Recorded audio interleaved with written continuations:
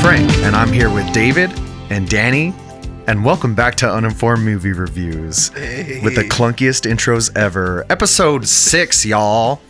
Welcome back, Uninformed Movie Lovers. We're talking about video games.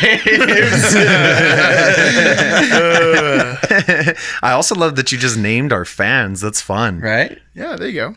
I was going to call them like Uninformed Movie Cinephiles, but I don't want to put file in any part of anything we talk about. That's dangerous waters. And that makes it sound more pretentious than we are. Just a little bit more, I think. Yeah, we ain't cinephiles. Yeah, we're like a little pretentious, but not at an unbearable amount. I think we're the best level of pretentiousness. And that's a fact. Yeah, that's just me speaking objectively. But as Danny was saying, we are talking about video games today. We're doing a best movie tie-in. And not just a best, but a bottom as well. Yes, these movie-inspired video games. You know what I mean? The best and the worst of them. We're gonna give you our personal lists today, and I guess that starts with me. Oh, hold on. All right, now we're ready. Now we can start. We're ready. So, for me, my number 3 worst movie tie-in video game is a game that maybe you two don't even know exists. Oh, challenge. Pacific Rim for the Xbox 360 and the PlayStation 3. I was definitely unaware. I did not know that at all.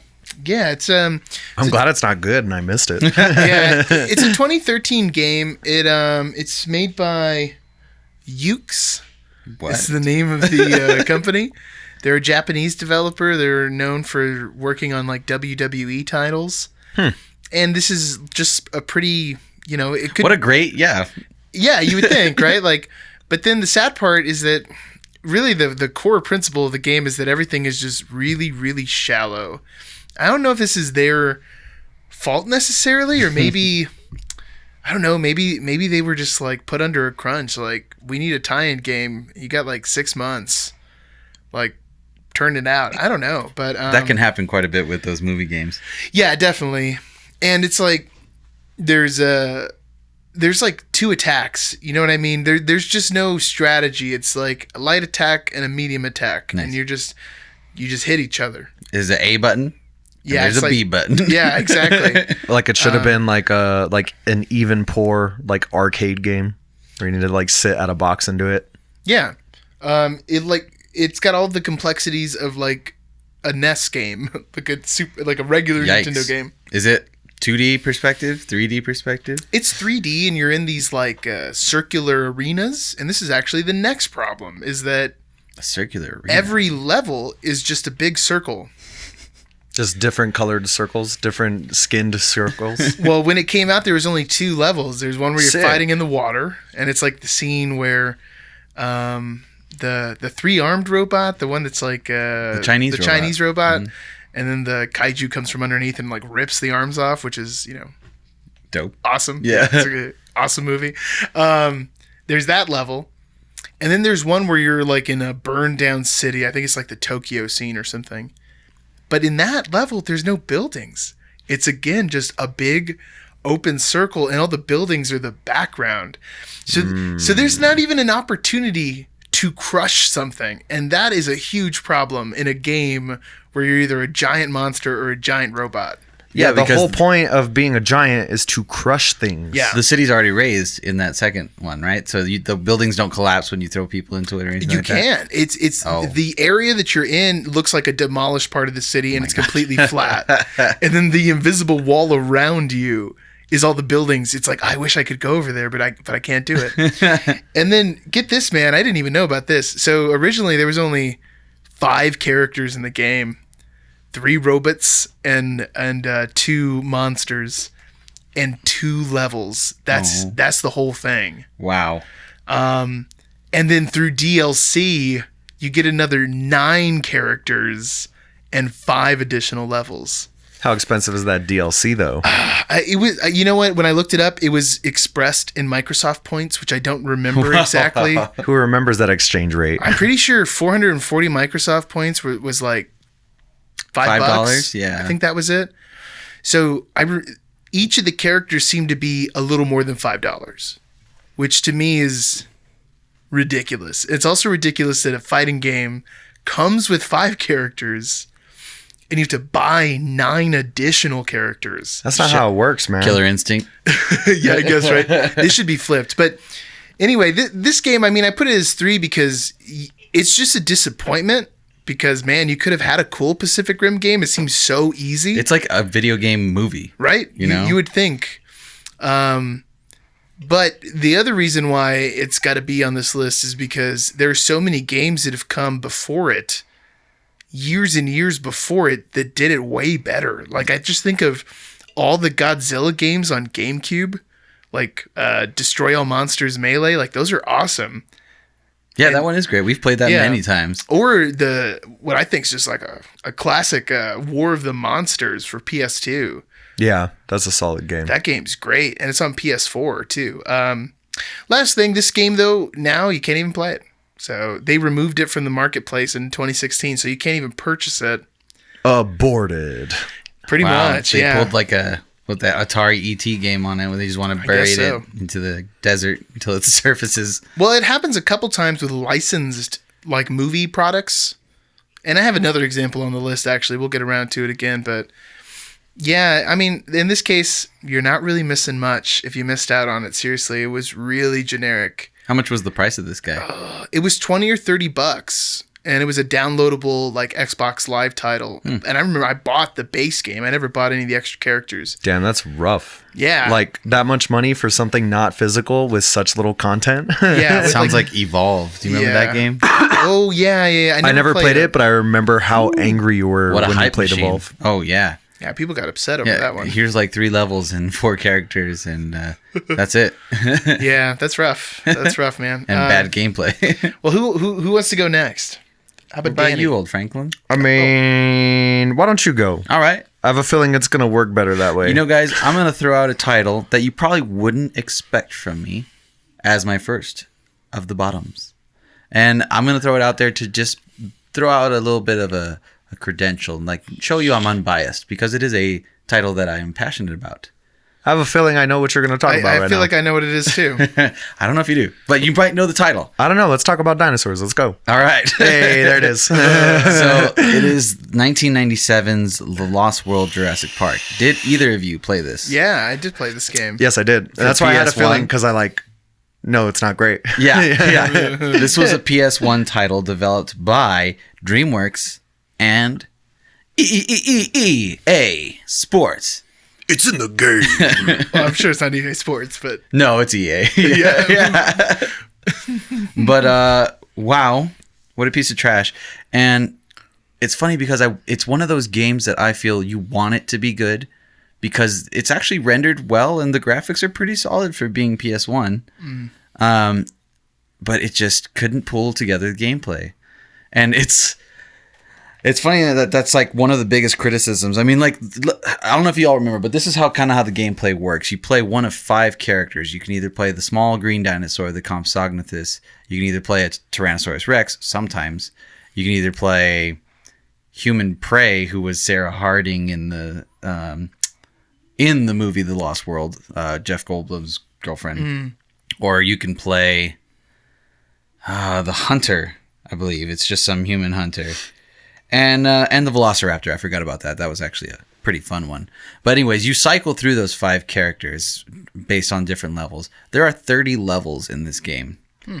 This game has no save points. It doesn't even offer it. And that was not like it was an incomprehensible thing. There were memory cards. Yeah, for like decades, people were saving. And so it was out on the Sega Saturn and the PS1. Never owned a Saturn, but I can say, I mean, a lot of the gameplay, it's just a side scroller, a really hard kind of side scroller platformer. The jumping mechanics are terrible. Particularly for the T-Rex, it's really just atrocious to like even try and have fun. But the more you kill as a dinosaur, there's like a little eye gauge up in the HUD on the like the right corner of the screen, and the more you kill, the more savage the eye gets. And I guess it like I feel like I kind of remember the eye in the top corner, just like starting to glow and stuff. Yeah, and it'll look all turn crazy. red. Yeah, it turns red and stuff, and you got like a life. But life meter. But man, the AI, it was really difficult, and all of the dinosaurs in the game were just really hard to control and really hard to not lose your life with. So I don't think I ever finished it, to be honest. I really don't think I could have pulled it off, because it was just one of those games that's notoriously hard. You can't get to the end of it. It was just broken. Yeah. And apparently there's a surprise ending at the end of the game. It's like an alternate game ending where like Jeff Goldblum comes up and he's like, congratulations on finishing the game. You should go outside and do more things. And it's like just another slap in the face. Thanks for buying our title. Way to waste your time, It's idiot. like making fun of you. So needless to say, pretty sad. Although it did have a rockin' soundtrack. I'm pretty sure it has a lot of the movie soundtrack in it. I do remember the physical game itself, much like the VHS, having a holographic T-Rex card on it, at least where you turn it a little bit to the side and it kind of moves. Kind of does one of those guys. Yeah, I mean, this one's, it's still got a nostalgia factor for me, but I still recall these memories with a little bit of hate. You should. Yeah, the game's really bad. That's just having a good memory, man. Man, I really missed that game that I hated. Man, Jurassic Park has missed the boat so many times. Many times. You would think it wouldn't be that complicated, but somehow They always want to try and spice it up, and they just spice it with the wrong. Yeah. It's like they're just throwing everything in the cupboard at it too. Come on, baby. You can't mix Mexican and continental. Right. Well, what about you, old Franklin? All right. So we haven't done one of these T3 thieves in a while. It's nice to feel back in the groove. And we usually do this in a different format, so it works better for me, but I'm about to break some rules. Here we go, guys. I'm back. My bottom 3 is actually my top 4. Wow. And that is going to be South Park, Stick of Truth, and Fractured But Whole. And I weaseled it. I feel like I couldn't put it in the top because it's not based off of any of the movies. Yeah. But I mean, South Park is a very like cinematic show. It is a movie. And it is a movie. It is a movie. I think I'm going to go ahead and go with Frank's thing here that a show could constitute as a movie-based product here. He pulled a Frank. wow. I pulled a Frank. Same IP. Wow. What are you going to do? But I also got to say, Frank, Stick of Truth and The Fractured Butthole, both those titles, I put them, I was going to pull a Frank, put them out at the same time, and they're in my top, though. Nice. Yeah, I lumped them together because it just feels right. You know what I mean? It does, yeah. These games came out in, respectively, 2014 and 2017. For Windows, the first one came out on PS3, 360, and then was re-released on PS4, Xbox One, and Switch. The second one only came out in like the latter new generation, obviously, because that's how it works. They are RPG, like open world players. Some pretty big differences between the two games. We've all played them both, so we're all like, super familiar with them. To the end, right? We've both. Yeah. Straight through them. You know what I mean? I don't think you can stop on that game. Yeah, the first game, it's not like challenging. You know what I mean? The fighting's like super repetitive. The fighting system's a little bit weird. You like find it out really early on, and then you just destroy the whole time. Yeah, you just can wreck get to it, God you know what mode I mean? very quickly in Yeah, that game. you just Yeah. wreck You know? through it. Really, the first part in the game that I remember the most is how many collectibles and like Easter eggs and things like that they were. I feel like the first one went on a little bit longer because I was motivated to complete everything. You know what I mean? In the first one. Well, and then it also has that fantasy, background that it falls into. Classic fantasy RPG. You know Yeah. what I mean? You get your wizards and your soldiers and all that. Yeah, it really. All the different little classes. Story is amazing in the first one too. Oh yeah, you are like the new kid in town. Yeah. In classic South Park fashion, like horrible things are joked about. The Nazis show up. You get to perform An abortion. an abortion. And You just see your own like conceiving. I'm pretty sure. yeah, and a whole bunch of fan service. There's just so many nods to really famous South Park episodes, or Very reference heavy. yeah, which is cool when you're a big fan. You're like, ooh, Yeah, that's why we were playing the game in the first place. You know what I mean? I'm seeing a general consensus of like 8 out of 10 for the Stick of Truth. Yeah, for the original one, it actually got a 10 out of 10 on Steam and a 9 out of 10 on IGN, which is crazy high. Pretty hard to do, yeah. Yeah, it's pretty nuts. Second game comes out. They pick up the story. I don't know if I realized this or remembered this, but the story from the second game is literally like one day after the last day of the first game. I didn't know that. It just like immediately picks up, and that's why they're just like, well, we're not playing that anymore. We're playing superheroes. That's right. And we get all the Coon and Friends superheroes like callback. A lot more like original jokes and comedy, and a little bit less reference heavy in the second one, which is nice. Feels a little bit fresh.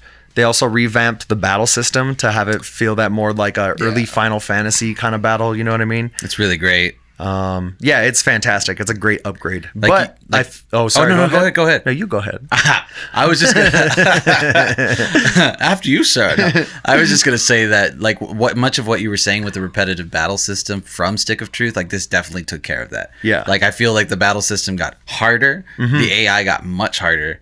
And there were some moments in the game where I was pretty frustrated because it was pretty difficult to get past. Yeah, that's one of the nice things about the second game. There's like several points in that game that I can remember like being stuck on, and it's nice to be stuck on a game. It gives you something to like strive to. You know what I mean? Yeah. That's a beautiful thing. Also, I feel like the second game is shorter. You know what I mean? Even with all the second challenges, I feel like I blew through it quicker. I remember feeling oh man, it's over a lot faster. I thought the second one was longer, but to be honest, I can't remember anymore. Maybe we should all just play them both We should again. go through them again, yeah. I'm just surprised this is Ubisoft. This is like a really good Ubisoft title. You know what? I have a lot of Ubisoft titles on my list. I was surprised. Wow. By myself. I was like, wow. I forgot Ubisoft just swinging them out. Well, it makes sense with like what we're talking about because they need a lot of money to really get a publisher to buy the licenses for these things or be part of the license, you know? Makes sense. Now, boys, out of these two games, they're both fantastic. Which do you prefer? It's tough. I feel like I like the story more in the first one. It's a little more memorable. The second one's gameplay is better, but then at the same time, neither game is probably... It's not like if I went back to South Park, it was because, I really want to play that game again. It's more like, I want to experience the story again and laugh about it some more. You know what I mean? Yeah, that makes sense. It's not the gameplay necessarily that's calling me back, but... I don't know. I'd probably say the first one I would prefer. It lasted longer in my mind. That's fair. And you know what? When I was thinking about these games, I didn't take like replayability into account. I just like thought about my original like run throughs. But that's a very good point, David. Yeah. I think like the second one really got me because I love the upgradable factor of your character. You can really, and then you can just splice all your powers together to be this massive, crazy character. And the powers are, the upgrade system's amazing. It's really great. And I like you're saying though, David, I do like the story more in the Stick of Truth because I'm more of a fantasy nerd. And also I was pretty tired of the comic book cliche. I like that they really rag on it quite a bit, but I was like just the like, joke. yeah. But yeah, I mean, I think as a game, the second one is much better, but the story wise in Stick of Truth is much better. Yeah, I remembered liking the second one more. I didn't take that into account. I definitely like switches my vote. I was just surprised to find that the ratings were so different. Like IGN gave the second one an 8.5 out of 10, a little bump down, and on Game Informer the second one got 8.75 out of 10. Wow. So just a little lower. You know what I mean? It just wasn't received quite as well. I thought it was a true sequel. Yeah, Like that is a good sequel. It is. It's an improvement on all the mechanics, but I guess the second time around, people just, it wasn't as groundbreaking. I think that's why the reviews were a little bit lower. Yeah, you kind of know what to expect. Yeah. And like as far as South Park titles go, like the only one I've played other than that was the one for N64. Did you guys ever play the South Park game for N64? I don't think I ever did. It was like a turkey hunting game, right, or something like that, or well, it's a first person shooter, but it starts off because these aliens are invading with turkeys. That's what you're remembering, but Yeah. it goes a lot of different places. I mean, it's hard to play now. It's pretty dated, but there's some cool South Park games. There's a quiz game for 64, like Chef's Love Quiz or something. I don't remember what it's called. Isn't there like a snowball fight game? That's the same one that Danny's That's talking the shooter? about. Yeah, I have played that. Because you then. can use snowballs. There's a bunch of crazy weapons in that game. There's also like a kart racing one for PlayStation. One that I thought was cool was for 360, and it was called South Park Tower Defense Let's Go or something like that. But it was, you remember when tower defense games were just everything. It was essentially that. But the cool thing was that your character still got to move around the field. So you'd be like Cartman or one of the boys. So while your towers were shooting off, you were also attacking the enemy. And it had a co-op feature on it too. That is what most tower defense games are playing, like getting to give them a taste of their own medicine. Yeah, exactly. It's nice because you're active in it. You're not just sitting back. But, man, South Park... I wonder if they're going to do a third one. I haven't heard anything. I've heard nothing. And in my research, I didn't see anything. Yeah, maybe they're waiting for Take a second, yeah. Waiting for the right... Wait for the new gen and... Yeah. I feel like they can coast it a little bit longer. Or just put it out right now and you can sell it twice again. do an old Skyrim. That's how you get them. All right, well, for my number 2, my second worst movie tie-in game... I picked a game from my childhood, and that's Batman Forever for the Super Nintendo. I never played this game. It was also for the Genesis. It's really bad, and I'll there's not too much to say about this one. It's really bad. So the first thing that's really awful about it is that and I don't know what the history behind this is, but it's somehow a ripoff of like the Mortal Kombat engine. And you know it immediately because if you played the old Mortal Kombats, when you punch, that weird stance where the guy just like stands up straight and he's kind of punching upwards. Oh, like Liu Kang. Yeah. And then, like when you crouch and do the leg sweep, you know how all those things look, right? Well, it's the same exact animation in this game, but it's Batman. So they straight up took the physics of Mortal Kombat and put it in this side-scrolling Batman game. And it feels really clunky. Doesn't feel quite right. I mean, they didn't nail that mixture until Injustice. Yeah, I guess so, right? And then they also... this is weird. This is the first time they've crossed over. They kept that weird graphic thing that's now super outdated and like no one would try it today, but where you just like take a photo and paste it over. You know how in the original Mortal Kombat, everyone was like photorealistic?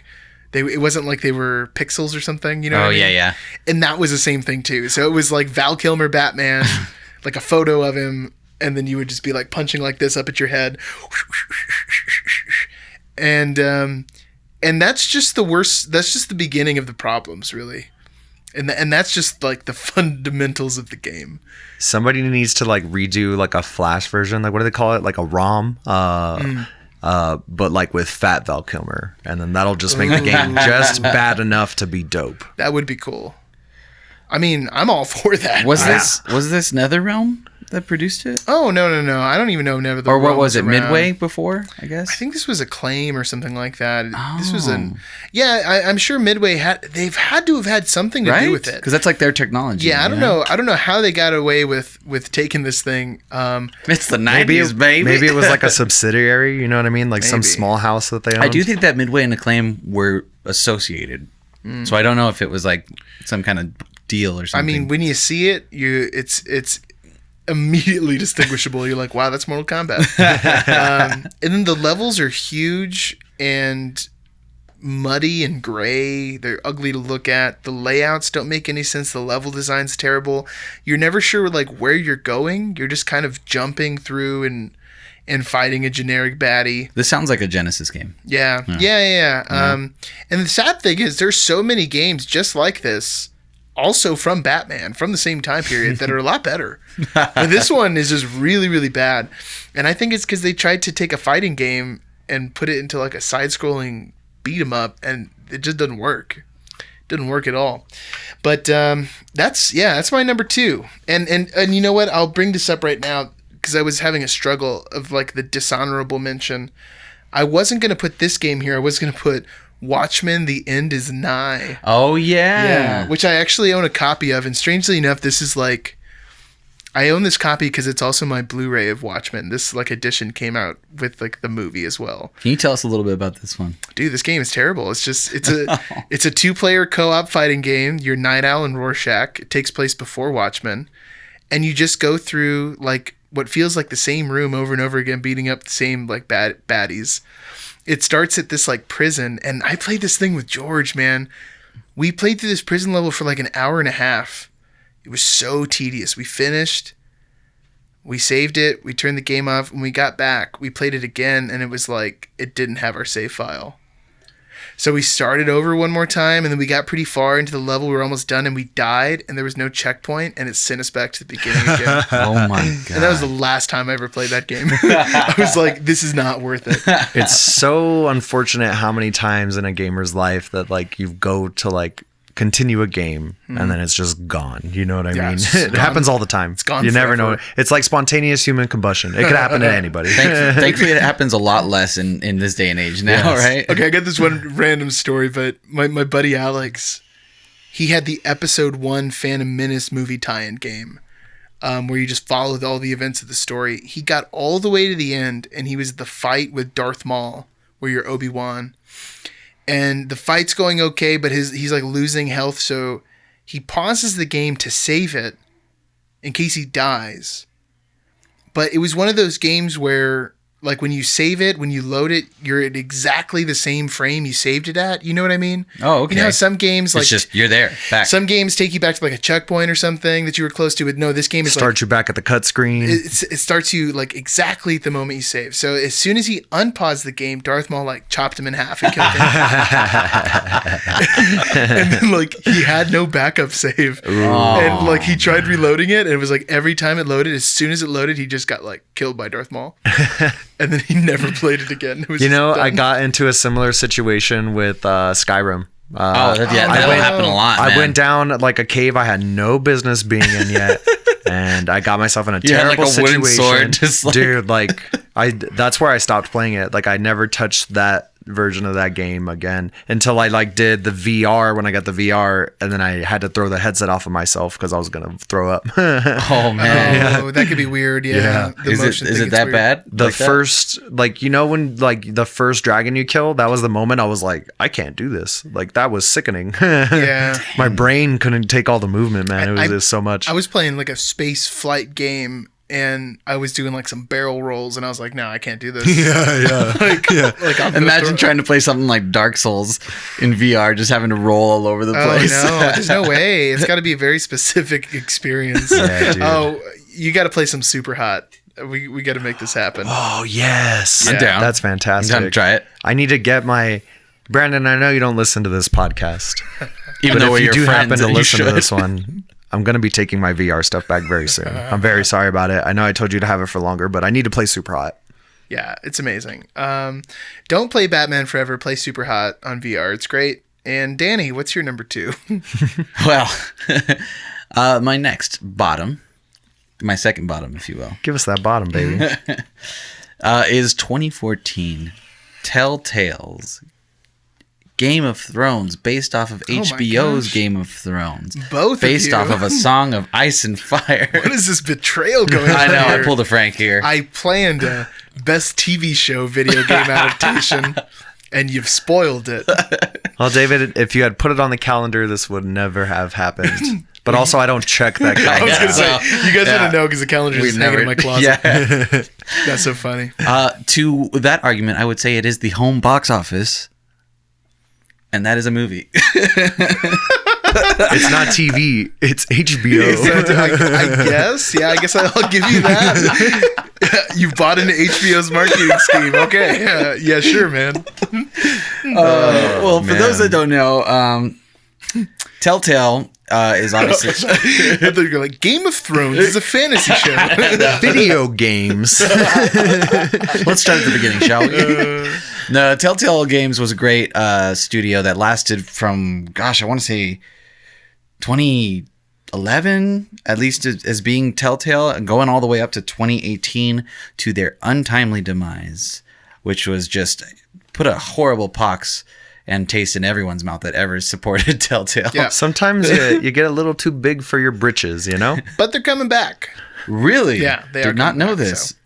Yeah, I heard it was from terrible management, expanding at a rate in which they could not account for. Yeah, I heard that same thing because they blew up. And they couldn't afford their own workforce. And sadly, near the end of 2018, they had one title, which was maybe The Wolf Among Us. No, it was the end of The Walking Dead that they had to do because the fans were outraged. And after laying off their entire workforce, they made certain, maybe like 3 or 5, maybe a team of like 10 come in and like work overtime until it was done. Jeez. That sounds like a good way to make a bad game. So they fired him at first, and we're just like, okay, well, we'll come back. You can come back, but you got to work like 24 hours. I hope that's okay. Well, that's what you do. You get them real desperate, like they're about to get evicted. It's like, need some cash? And sadly enough, those poor Telltale developers were like receiving death threats from angry nerds for not completing their games. Yeah, people are just upset. They just want amidst losing their jobs. Yeah, I mean, nobody can misplace some anger like some nerds. Oh, yeah. I mean? Oh, sorry. No, go. I was just going to say, it's cool that you brought up Telltale, though, because before they got really famous with The Walking Dead, they had a Jurassic Park game and Back to the Future game, which were both like very well received. Well, it's funny you say that. I did play the Jurassic Park one, and I like it. It's a lot like vanilla ice cream with a little bit of chocolate chip in there. It's fine. It's just fine. It's very subjective. Oh, this is objective. For sure. Well, in that game too, isn't it like it's what's happening behind the scenes of the first movie? It is like, in the first movie, yeah. Yeah. It's like the guy who's the veterinarian that's taking care of the Triceratops who's sick. It's like that guy's story. Interesting. Which is like, okay. Like him going through vet school. And, like and I know there's someone who's like a spy.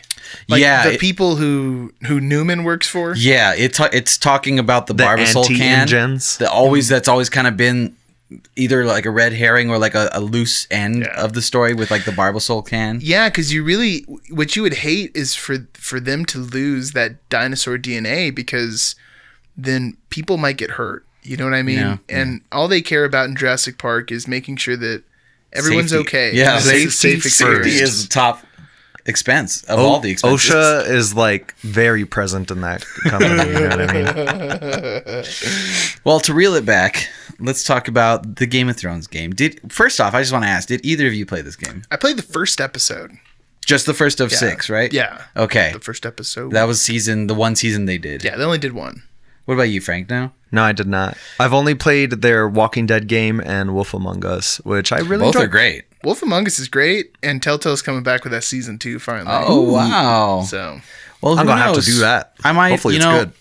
The reason I put this on this list is not because it's a bad game per se. I'm just salty. Because it did. This is still about Game of Thrones season 7, isn't it? No, well, I guess it is a little bit. Season 8.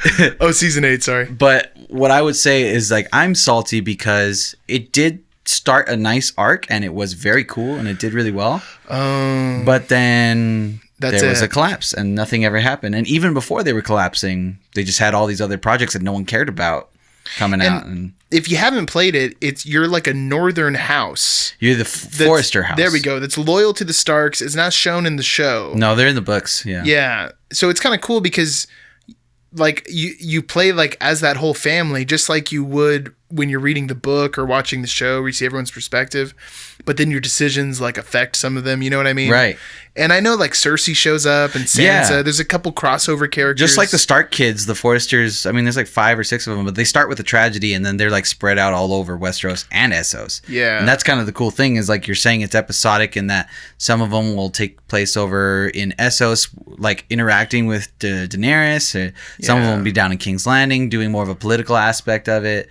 And then some of them will be with like Jon Snow up at the wall. I think one of them actually goes to the wall. Yeah. So it's really cool. And they pose a lot of cool questions because the story takes place between season 3 and season 5. And I think this actually came out right when season 5 had just finished. And so it was really nice, like kind of getting like almost a supplemental material. Yeah. Yeah, you get to see a corner of the story you don't really get to see. Yeah, and it's a part that's actually mentioned in the story in Song of Ice and Fire. And I remember like, what I was reading is that like George R.R. Martin reportedly had such a bad taste from like all of the failed Game of Thrones games that had happened before, which we have played. Including the one we played on the channel. That's right. We played on the channel, which was unplayable. Yeah, that game is awful. It's so bad. What was the name of that one? You remember Game that? of Thrones. Just Game of Thrones, Just right? Game of Thrones. Solid. Was that PS3? PS3, man. And Xbox, right? Also Xbox. I think it was on 360, yeah. Yeah, just unplayable. Unplayable. And so what he had done is he wanted to he said, quote, "I wanted a Game of Thrones game to be made by a studio that would know how to create thrilling and interesting story." Telltale's great. That's a good idea. And apparently his personal assistant Ty Corey Frank was was like a story consultant for the entire game too. Oh, that's cool. Which is really cool, and it was pretty faithful. And, traditional point-and-click fashion. It even had its own little intro sequence. I remember that, too. It did. Yeah, with the same kind of idea as the show one. And the funny thing is, it kind of, reinforced, what everyone, at the ending of the season, the 6th episode, it really left off on a good hanger. And it, kind of, reinforced, all of the theories that were going around and where the series kind of probably would have gone if, the Double Ds weren't in it just for the money and, cut out real quick to try and get Star Wars, which they never got anyway. But yeah, I think it's a good game. I'm just going on the record on that. I'm just putting it on there because I'm a little salty. What an interesting list we've made today. Well, a ranking is subjective, I suppose. but I also like how this one isn't 3. It's also 2. You know what I mean? I really dislike this game. This game's here on a technicality. But I mean, what is our entire relationship and this channel if not a giant asterisk? I've never thought about it that way, but Wow. I guess you're right. What about you, old Danky? So my number 2, and this is going to offend 1 or 2 of you in the room, and probably most of you listening, because God, I'm I'm ready. just gonna leave. I mean, I will preface this with and this is a quote I'm pulling from one of the articles I was reading about today, but this is considered widely as one of the greatest games of all time. But a ranking is subjective. And I, to save myself some editing time, freaking hate this game. Is it Halo? No, I'm joking. It's 1997's GoldenEye 007. Yeah. Wow. I hate GoldenEye. I'm How I feel about I'm in that GoldenEye. camp. I've never liked You GoldenEye. guys, you have poor taste, but you're my friends. Let's continue. Well, it just says, your friends are who you are also. Yeah, so GoldenEye came out for N64. It's a first-person shooter. There's a single-player campaign and a multiplayer. I've only ever played the multiplayer. I never owned this game. I just played it a lot, as a child at friends' and cousins' houses. So I've spent my time with this game. I hate this game. I do not like how this game plays at all. Gripes. Here we go. The controls are sluggish. Not even to mention you look and aim with the same button. I hate that about the game. I hate it so much. Classic. Visuals are muddy. Even for the time, they're not great graphics. And then it's a little clippy. There's a lot of weird things about that game. As with most shooters, but the big thing, I was reading this article today and it was titled why it's okay that GoldenEye sucks. And this guy's saying I like this game. This is a bad game. And his argument was making the reason you love it so much is because you experience so much with it. It's a nostalgia. You look at it in that light with all the fun that you had and you still have fun playing it, which is exactly the reason I still hate it so much, because I hated it the whole time. When I look back at it, I remember playing it for the first time and being I don't know about this. And then the more and more just being yeah, okay, I don't like this game. I am not a fan of this game. I do remember being at sleepovers and actively not wanting to play that game. Yeah, as soon as somebody was well, let's bust down GoldenEye, I'm just damn it. I was can't we just play Perfect Dark? Yeah. Sounds like you guys aren't very good at GoldenEye. That's what I'm getting out of this conversation. I'm not right good. now. Why would I invest in it if I hate it? Why would it's I pour funny- the time in it to get good if I hate the way it plays? Because neither of you owned it, right? No. No, I didn't know. Yeah. I mean, part of it might have been you were just getting wrecked by someone who had played through the whole campaign. You know what I mean? Who had gotten used to that terrible control Yeah. scheme? Well, I mean, okay, so the control scheme first. Is it weird? Yeah. But is almost every game on the 64 awkward to control? For that time, I mean, those Also, were kind of yes. shooters, yeah. Well, this was... And part of the problem is I wasn't an N64 player. I was playing on PlayStation. That was Yeah. my main console. Then there were no double joysticks on the 64, which kind of No. led to that.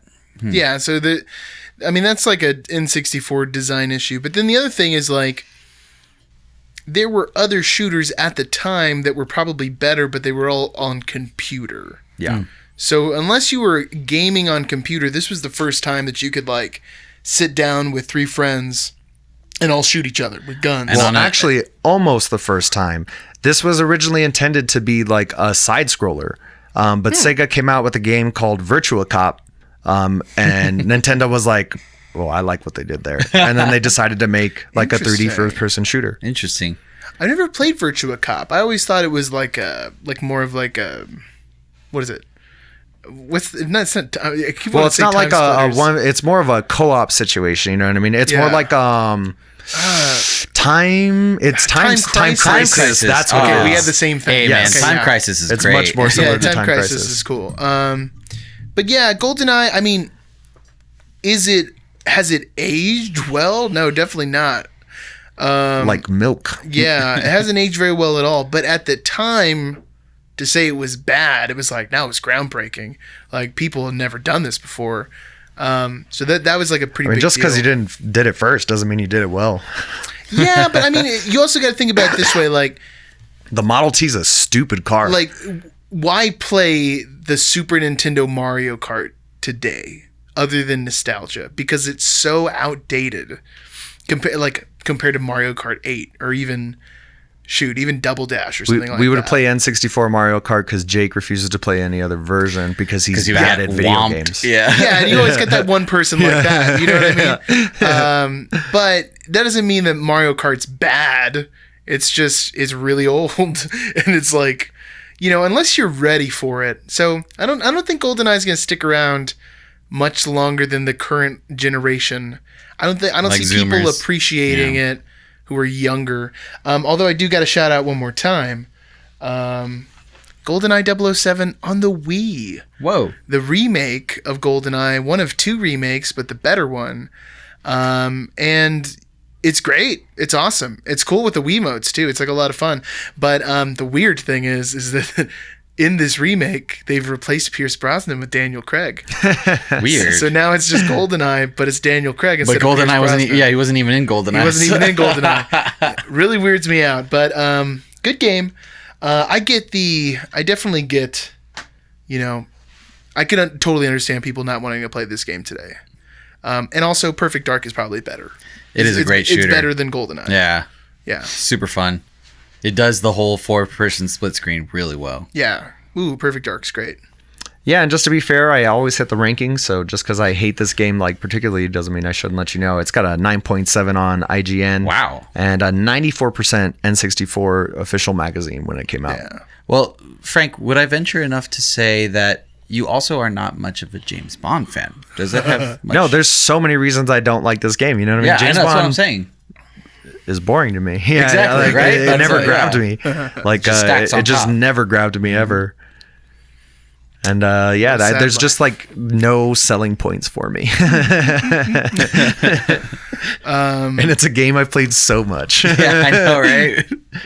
Nowhere near as much as you. Way more than I had. And then anyone probably that doesn't like it.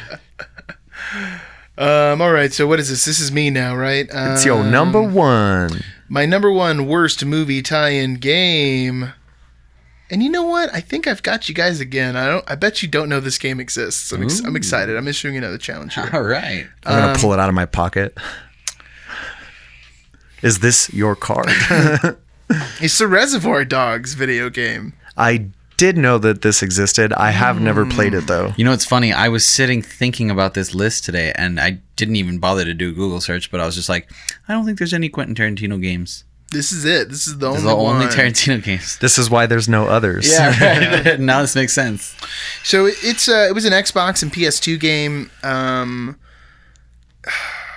Graphically, it's disgusting. The character models are awful.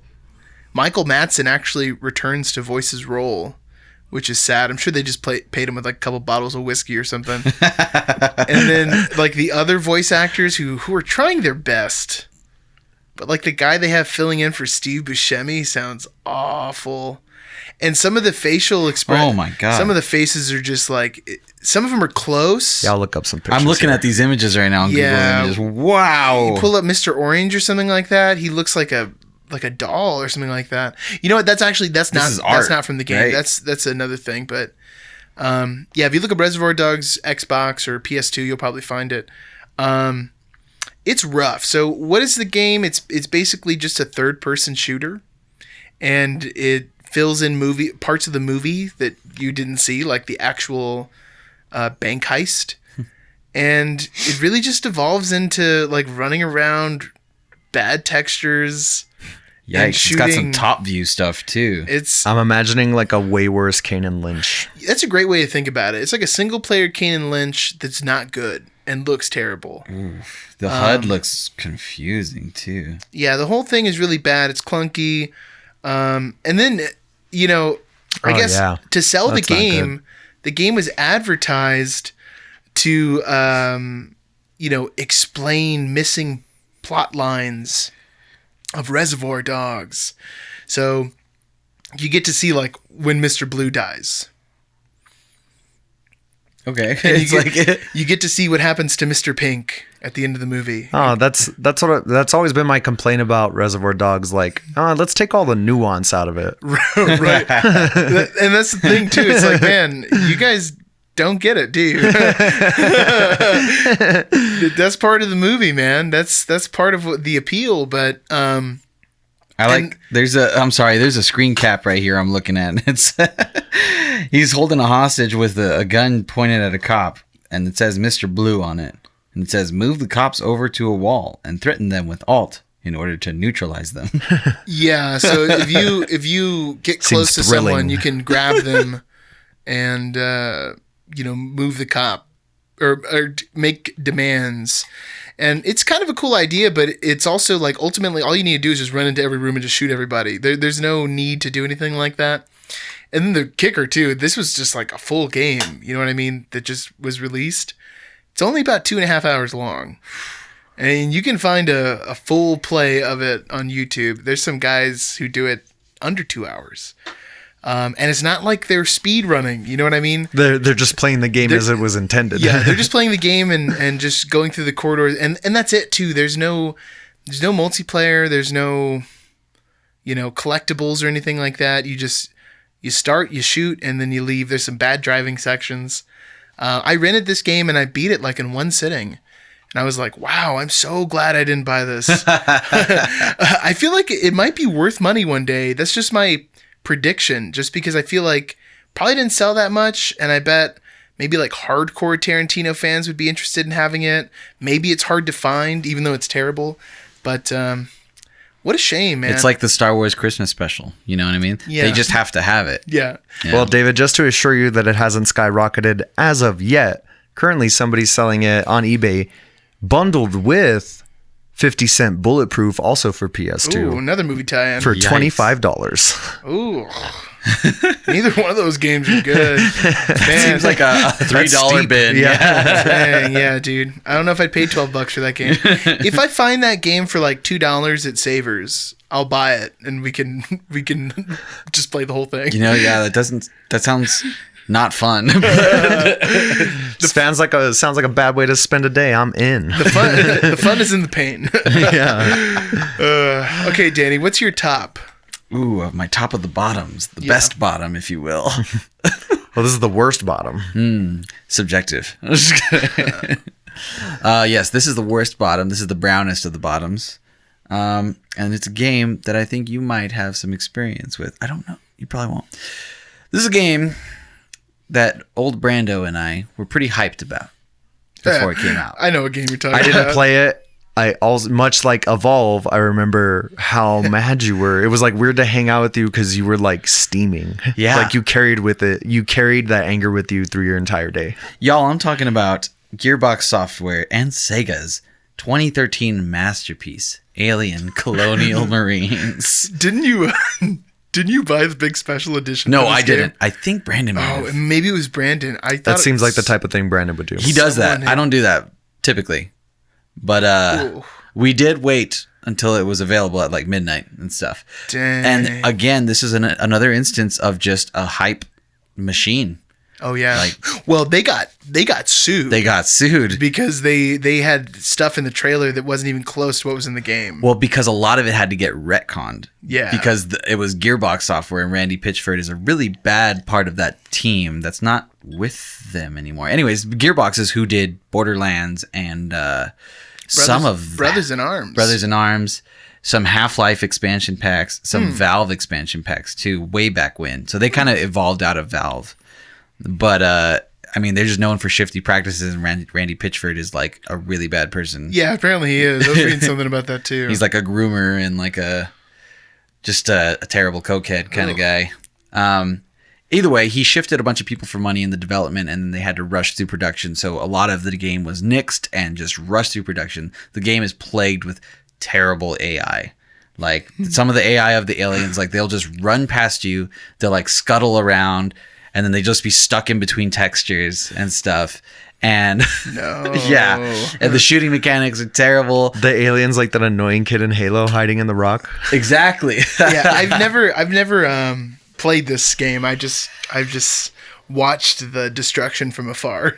Oh yeah, I mean it's definitely worth watching a couple playthroughs on YouTube. Y'all, anyone listening, like check it out just to know what we're talking about. I mean, the stop watching this on our channel right now and then go watch somebody else's stuff.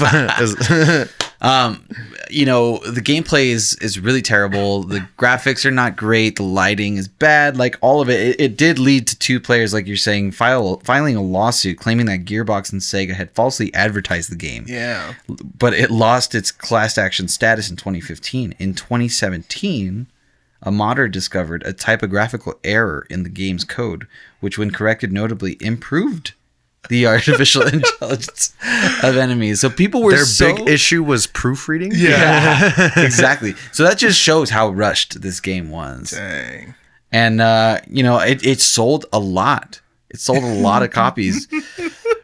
And God, if it can't be said that Randy Pitchford did sell the game, he did sell the game. He did. Yeah, he sold it. Yeah. Mission accomplished. It's been a controversial part of any Alien property after that. There is a game though, which I think you might have played also. I think it's Alien versus Predator. Yeah, dude, that game is amazing on Xbox and PS3, Xbox 360 and PS3. Yeah, I have that game. That game's really good. Game's really good. You either play a Marine or an Alien or the Predator. That sounds delightful. They all have 3 different storylines, and they are equally fun. All of them are great. As the alien, you get to crawl around the walls, use like your acid, and use all the Predator's weapons. And even as the Marine, you have like really good shooting mechanics and stuff. It's a really great game. Totally underrated. So I'd like to lift that one up. Other than this heaping, steaming pile of crap. That's the one to check out. That generation. True, for sure. That's my bottom. That's a good sign off. That should be your sign off for everything. That's my bottom. That's my bottom. That's my bottom. Well, I guess that brings me to my number one, boys. And I wouldn't even say this is the game I hate the most. It was the most disappointing, which is like even worse. Like I'm not mad at it. I was just severely disappointed. And you know what? I'm a little mad. Yeah. Are you mad now? I am mad. There we go. Now that I'm thinking about it, I'm a little angry. Boys, in 1996, and this must have been like a little while afterwards. Yeah, it must have been a good while afterwards because I definitely rented it from Hollywood Video. But my brother, we're like there with my dad or my mom. Couldn't really tell you for sure, but we're there. We obviously didn't drive ourselves there. We were little children. Walking through the video game aisles of Hollywood Video, and all of a sudden we spot something, an IP we're very familiar and endeared with. So we rented this game and took it back to our house. Plugged it into our original PlayStation. So excited for the experience we're going to have. I'm ready. I'm so ready for this. And the Space Jam video game sucks so hard. Oh, yeah. Like we were the target audience. You know what I mean? Oh, yeah. No fun. Any kid. Yeah, it was horrible. So it came out for PS1 and Sega Saturn, and also computers running MS-DOS. Wow. It's a side-scrolling single or multiplayer basketball game. with like mini games in between like the quarters and halves and stuff like that. They're very like carnival like and like not very good. Probably didn't need them. Probably could have put more effort into the actual game. They use the engine from NBA Jam Extreme, which plays like pretty solid for like an N64 basketball NBA game. Jam is my jam. Yeah. It is great. Yeah, it's a jam. Yeah, those games are fun because they don't take themselves too seriously. Not at all. You can they're jump. fantastic. You can make a jump shot from the other side of the court. Yeah, so the controls are like oversimplified for this game. The graphics are terrible. They almost look like a 16-bit game when we had moved a little further at this point. And you can play as one of the Looney Tunes squad or the Monstars. There's 12 you can choose from on the Looney Tunes side, but you just get the Monstars, which I think there's like 5 or 6 of them. Yeah. And it's a 3v3 game. The Monstars are all super underpowered. Like they all suck. They're all the worst. Most of the Looney Tunes are pretty good, and Michael Jordan's a god. It's because the baddies have to lose. Yeah. It's so like playing like on a couch co-op situation. Like it's not fun because somebody's always like way overpowered. Someone's gonna be Michael Jordan. Yeah, somebody's gonna be Michael Jordan, and there's no point to playing the game, man. It's like playing Injustice and being Superman. Yeah, for reals. Like it's worse than that. You know what I mean? And I'm not the only one. 3 out of 10 on PS Magazine and a 3.6 out of 10 on GameSpot. Ooh, verified stinker. I just remember being so bummed. There's so many games that I rented from Hollywood Video that I like renewed the rental on because it was like, well, I need to beat this because this game's super dope. And I remember playing it that one night and being like, putting it on the counter so we didn't forget to take it back. That is one late fee you did not want. Yeah. Like that game blowed. What a horrible game. And as I was like trying to think about all the games I played like that I was disappointed in, like I was like, oh yeah, that Space Jam game. And I was like, oh yeah, that Space Jam game. So you knew right away which one your number one of the bads was. Yeah, I was like, I know exactly on the list where that's going because I was so stoked. Space Jam is such a fun movie. Still, even though you can see through the facade like how terrible it is, it's still like fun to watch if you're drunk. Or like 12. But that game's god awful. That's rough. If you own that game, you're out there listening, just hit yourself in the face with it, you idiot. Yeah, why are you keeping that around? Wow. Throw it in the trash. Taking up space. I'm really glad we got a visible reaction out of you on that one. Well, It'll do it. it's a good thing we didn't have this one on video. Yeah, that's great. Good teasing. Well, I guess now we're shifting gears. Wait. Yes. Oh, wait. I did also have a dishonorable mention that I wanted to toss in there, but I wanted to save it to the end. I almost forgot. That's how you do it. The second Saw video game. David and I started playing this through together on the channel. It's considerably worse than the first one. Oh, no. It's way more repetitive. Some of the like mini game puzzles are like a little broken and weird. Yeah. There's more technical issues. And then also the weird thing they did with the combat system. Yeah. When the first game, the combat wasn't great, but the second one, it's all quick time events. Mm-hmm.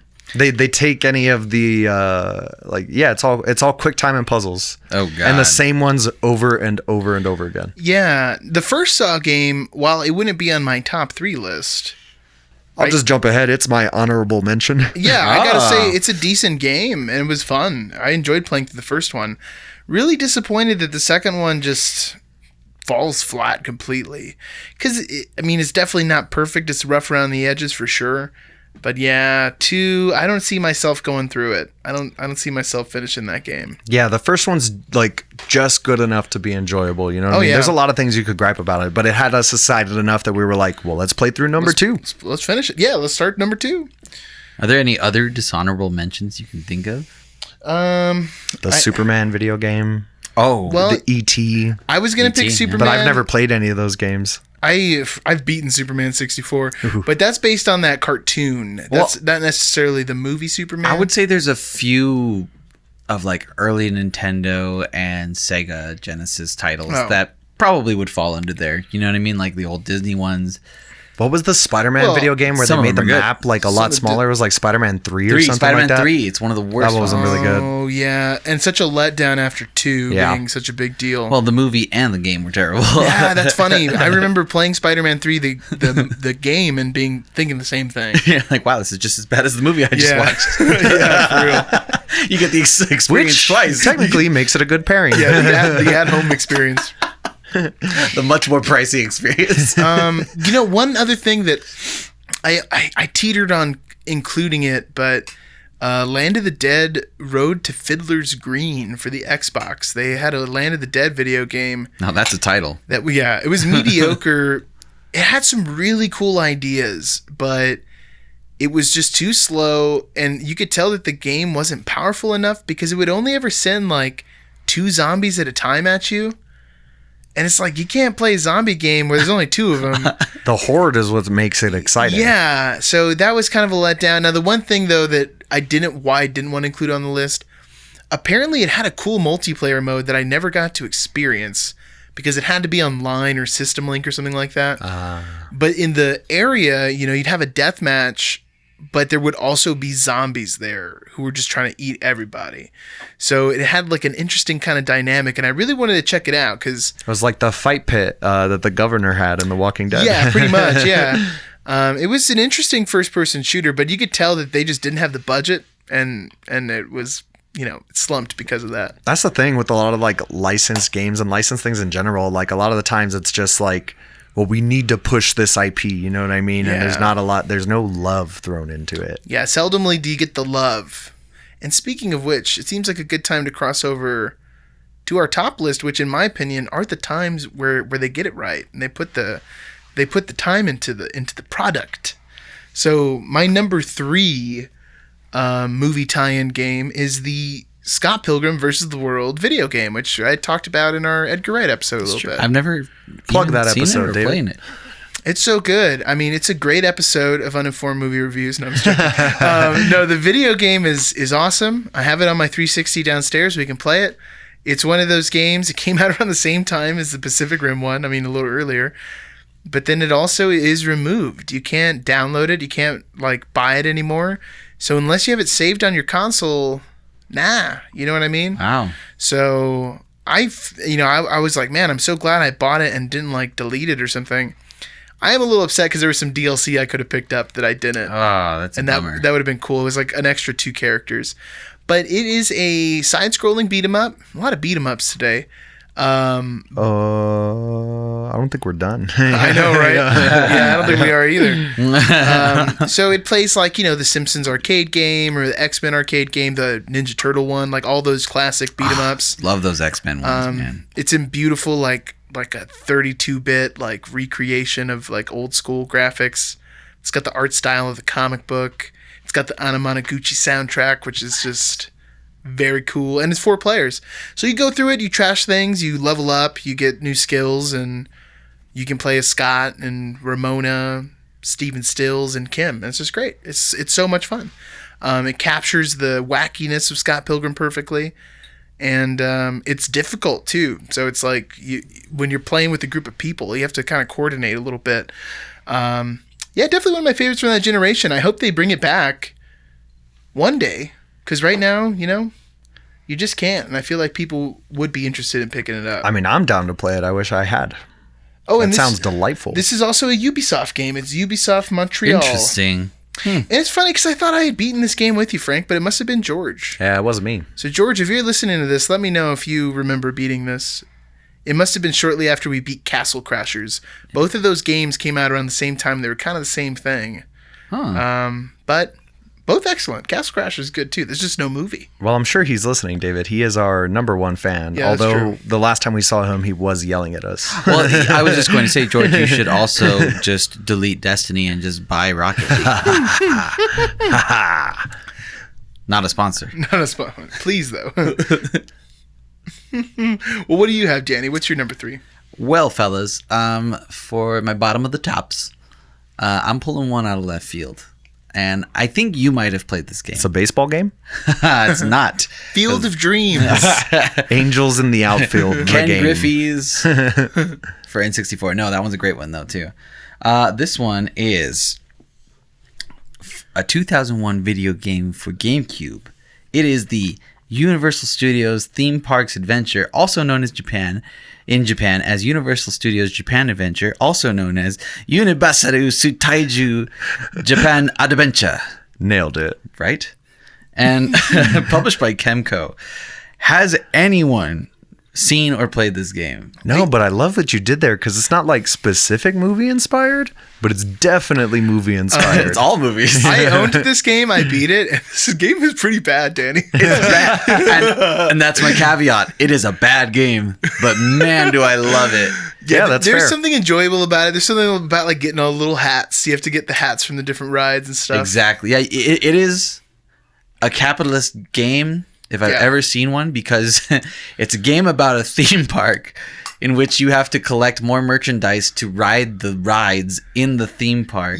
Yeah, like the line for the Jaws ride is too long, and you can't get in unless you like have the Jaws hat. Yeah. Which you have to buy like from getting points from the other games. And the way that you buy points until you can get to these rides, which is actually, I guess it's a not so capitalist way. You have to clean up trash around the park. Yeah, you pick up trash around the park and you get money for it. That's right. Yeah, and you have to find the trash pieces around the park. And then every movie is just like a little mini game. And some of them are actually the rides fun. are cool. The Back to the Future one is awesome. What are they again? It's Back to the Future. There's Back to the Future. The Jaws one, which is great and super hard, actually. Jurassic Park River Adventure, which is really fun. Mm-hmm. The E.T. one, E.T. Adventure, and there's mini games in between there. Mm-hmm. And I think that's it, actually. I think there's a Backdraft one. Isn't there one where you're like a firefighter? And I think there's Waterworld, too. The Waterworld one's dumb. It's just like you just see a ride. You just see the thing you just come see out that into ship the water. come out like it does in real life. Yeah. And then you're like, wow, I experienced this virtually. So I got They don't even have the dudes on the jet skis? No. Lame. I gotta be honest, like, it is a weird pick, but when I thought about it today, it brought me like this warm blanket of nostalgia over me, because it was like, I don't know how I stumbled upon this game when I was, 10 when it came out. I just got my GameCube and I was just buying up games because GameCube is my favorite system in the world. And I got this game somehow for like $10 or something at like a Hollywood Video or something. And I just remember like loving Universal Studios as a kid. I still love it. I think it's better than any other park. Universal Studios is dope. Yeah, and I remember just the nostalgia of like playing it. I remember as a kid, it's in first person too. All of it's like first person, and you can't see your hands or anything while you're walking. It's a really weird game. But like, I remember like playing it as a kid and being like, this is a really weird game. Like, I have to pick up trash to ride the rides. I don't think it's first person. Isn't it like the Resident Evil camera? Is it like over there's the corner? one camera? Oh, like, that's right. You're just some and you're like, generic person. You're like running down. The camera never moves. Yeah. You're just like a little kid. Yeah. It's fun. It's just an all-out fun game. There's nothing wrong with it. The Jaws ride's really great. Jurassic that Park's one is really fun. Great. I'm glad you brought this up. I forgot. Do you have this completely game? about this game's existence? No, I don't. I used to. When I got rid of my GameCube originally, I'd gotten rid of that. Yeah, and I feel like it's kind of uncommon. I haven't seen it in the wild. I couldn't find much info about the game, to be honest. But I mean, maybe it was just some kind of promotional thing that Universal Studios put together to like bring more people to the studios or something. But or maybe Sony like put together a really bad game. They were like, "Here you go, Universal." Again, weird caveat. It is a bad game, but I love it. Yeah, I think that's fair. This is your. I had a good game that I hated. Yeah, that's true. That's true. So that's my bottom of the taps. All right. Well, my number 3, guys, is Friday the 13th, the game. Hey. Ooh. It's based off of Friday the 13th, the movies. Came out in 2017 for Windows, PS4, and Xbox One. And then they released it for the Switch in 2019. Semi-open world survivor horror game where you play as up to 7 camp counselors versus 1 Jason Voorhees. Jason. So this is like, I feel like there are some things about this game that are clunky, but for the most part, solid game. And we also have the nostalgia factor, like with this group specifically, and a few folks who aren't in this room, but were mentioned earlier, George, and we've actually had her on the channel before, Kelly. Yeah. We've like thrown some time at this game, and those are some good times, man. I had a lot of fun playing this game. It's super cool. There's a lot of like the details are really what makes this game so cool. The fact that like, unless you have your characters both as a counselor and as Jason, you get like perks and attributes that you like assign and like level up and stuff. So unless you have the thing where you start with the walkie-talkie, when you start the game, unless you're right next to somebody, like you can't talk to the other counselors. Yeah. Like you have to run around and find your supplies. And it's kind of cool because like when you finally look in a drawer and you find a walkie-talkie and everybody's just like, hey, Frank's here. Yeah. Yeah, what's going on? That's pretty cool. Or like when you're all in the lobby together, one of my favorite moments is when everybody's in the lobby together when we're all in a party chat instead of using the game chat. And then we don't know who's Jason right away. And it's always like a really tense moment. And David's really good about being a shyster about it. Are you just talking like you're on the team? He's gotten us so many times, dude. I'll be like, oh, yeah, guys, I'm headed over to, the big house. Hey, where are you guys at, by the way? Yeah. Oh, hey, I just found the gas. Yeah. Dun, dun, dun, dun, dun. Bum, bum, bum, bum. Jason Voorhees. I actually picked this as my number one. Nice. Wow. Yeah, because I felt like there's great movie tie-in games. I don't know if I've ever found a game that captures the spirit of the movie exactly the same.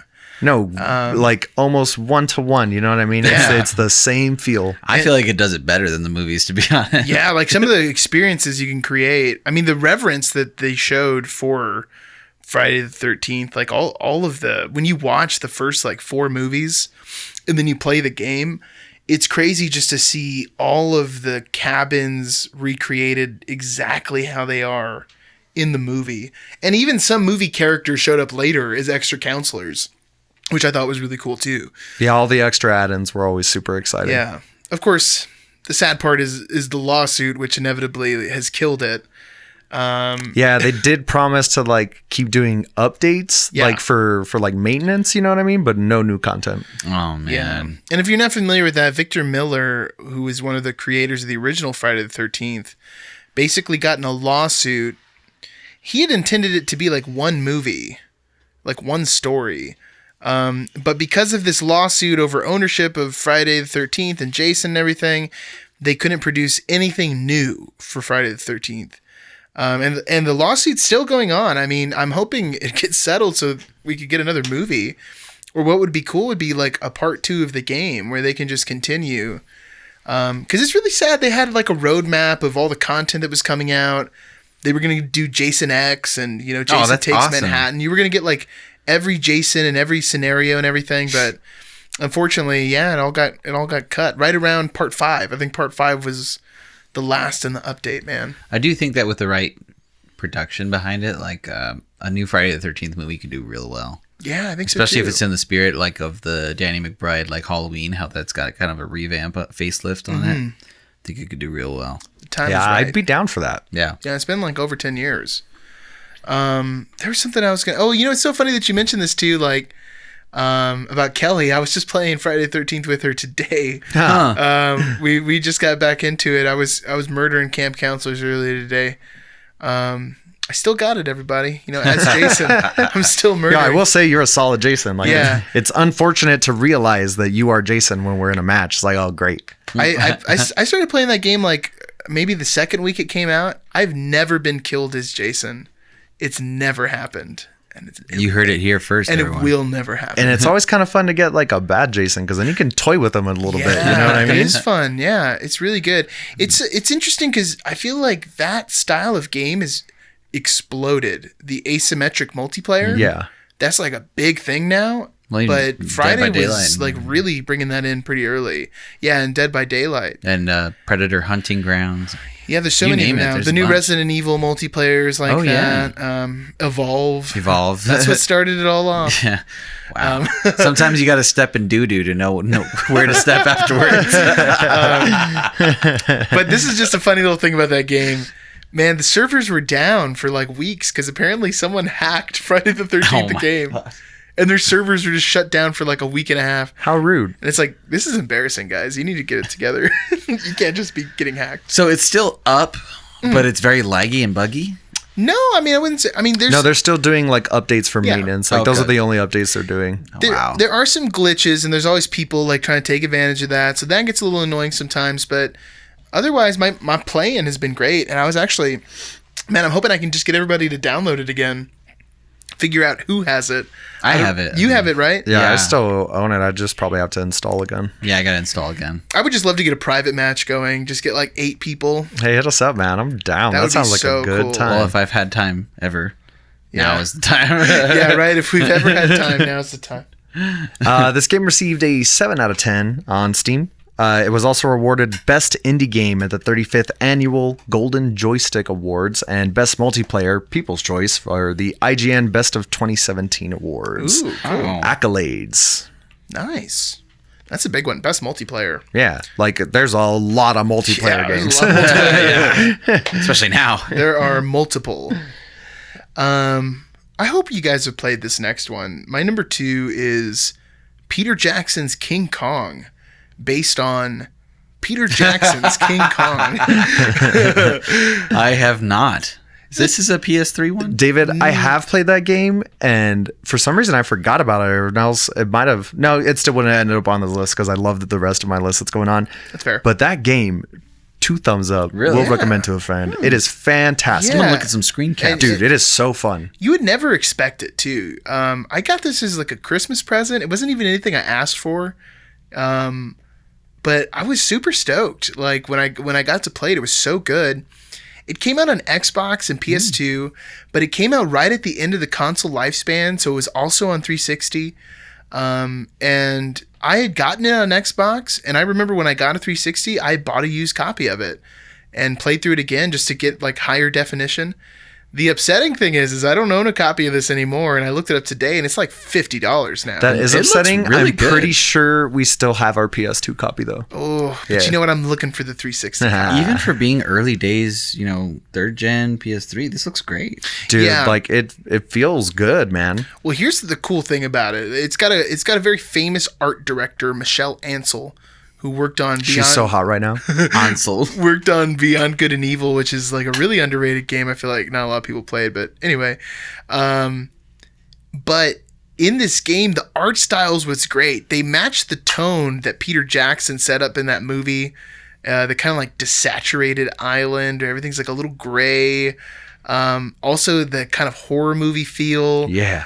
They got giant centipedes running at you all the Yeah, time. Yeah. And the You game gotta throw your itself, spear. yeah, it's like a survival horror game, really. You're fighting these like giant centipedes that come out. It's got the same stress factor. This looks Yeah, fun. you got a spear. Sometimes you get a Tommy gun and like a hunting rifle. But the cool thing is there's no HUD, so the whole screen is just Cinematic. image. It's cinematic, man. Wow. So when you have a gun, you're not entirely sure how much ammo you have left. I'm pretty sure there was a way to like pull your clip out and look at it or something. I don't remember. That how sounds it worked. familiar. I wish I could play it again. I might have to buy a copy, but man, $50 seems like a steep price. Let's see if I can score a deal. But so most of the game you play is Jack Driscoll, the main character, played by Adrian Brody. And for those parts, it's part survival horror, part first-person shooter, and part puzzle game, because there's always these like native puzzles, and to get onto the next area, you got to figure something out. Sometimes you have to bait creatures to fight other creatures. There's some crazy stuff going on in there. But then you get a few sections of the game where you play as Kong, and it's great. You're just like snapping the V-Rexes, like, snapping their jaws in half and stuff. Yeah, it's just as good as you would imagine it to be. Yeah, and at the end you get to run around New York and climb the Empire State Building. It's got all the right moments, man. Apparently, I'm seeing a PS2 copy for about $5. He doesn't on want eBay. it. The PS2 copy is cheap, and the Xbox and the GameCube copies are cheap. Yeah. But it only came out on 360. It didn't come out on PS3. So that like HD version that's a little bit newer, but really, I mean, it looks more or less the same, maybe just a little cleaner. Although I remember the water effects being so much better. I don't remember anymore. But yeah, that one's really shot your up vision in price. probably wasn't as bad then either. Yeah, that's probably what it was. It's really shot up in price, man. That used to be a bargain game. I think I bought a used copy for like $5 or $10 like 10 years ago. I wish I had kept it. Oh well. Sometimes people find out the secret, man, and ruins it for the rest of us. Easy come, easy go. But yeah, I'm glad you fine. brought that back into Yeah. my memory, David. That's a fantastic Actually, didn't even video know about game. that. Yeah, It's a good game. Really It's- fun to play. It's definitely worth a play. Well, fellas, we did say my number 2, which was the South Park games, both of them bundled. Ooh. So I guess it's fine. It's time to mosey on over to the top of my butts. No, this is the tops of the tops. Yeah. Which are also butts. Butts are nice too. I'm going to talk about... It's talking about something. He is talking. Guys, this is probably one of my favorite games of all time. And I'm really glad it's a movie title that is near and dear to me. I'm also going to bundle it together, but I'm going to start with the first one. It is 2003's Jurassic Park Operation Genesis. I believe you've played this. Yeah. I have this game. Yeah. Guys, this was one of the only computer games that I ever bought for computer. It's available, it was available on PS2. PS2 and Xbox. Mm-hmm. It's a park builder. I mean, it's one of the best construction and management simulant games. Yeah, it's like a Roller Coaster Tycoon, that kind of thing. And it was one of, I was like 11 when this came out, and I remember like just getting on my computer and playing this for an entire summer. And I beat it in like a week or something like that. But once I figured out how the game worked, I just continued to just start new games over and over again, collect everything over and over again. Super fun game. It was, I think it like inspired my love for like these park building games and for things like The Sims and just management games, Tropico, things like that. Like I just love that type of game. And I think this sparked the love of it because it was already like a franchise that was like near and dear to my heart. And the gameplay is really cool. I mean, like the gameplay is like a basic park builder, but you start with nothing. You choose the shape of your island. You can, while you're starting your island, you get a limited budget. So you start with like, okay, what, $20K, and it's like, okay, you need to build a hatchery, and you need to build your first encampment, but you also need to clear out like all the foliage on the island, and at the same time, you need to be doing hunting for fossils over in Montana for more dinosaurs and stuff. Yeah. So really allocate your money, because if you can really go wrong in the beginning, and at the same time, once your park starts kicking up and you're like maybe getting 1 stars, you're like, ooh, excited, I'm gonna get people there, and it's like, okay, summertime has now hit, and tornado and hurricane, and now all your dinosaurs have an incurable disease, which you'll have to spend 6 months researching until they come up with a vaccination for. So it's a real good challenge, and there's a lot of like Easter eggs in it and really good dinosaurs that were never in the movies and stuff. Easter eggs and dinosaur eggs. And dinosaur eggs as well. Guys, I was really surprised. Like, I think this is a very solid game, and IGN had it at a 5.9 out of 10. Whoa, that's weird. Yeah, PC Gamer 70%. I mean, it's higher on Game Informer, about 8.75. I played the console version. I borrowed it from David not long ago. I guess that was a while back, but just to like, feel it out on the console. And I like it on the console, but I really like the feel of it on the computer. Oh yeah, those games are made for the PC. Right? Yeah, those are easier great to play on PC.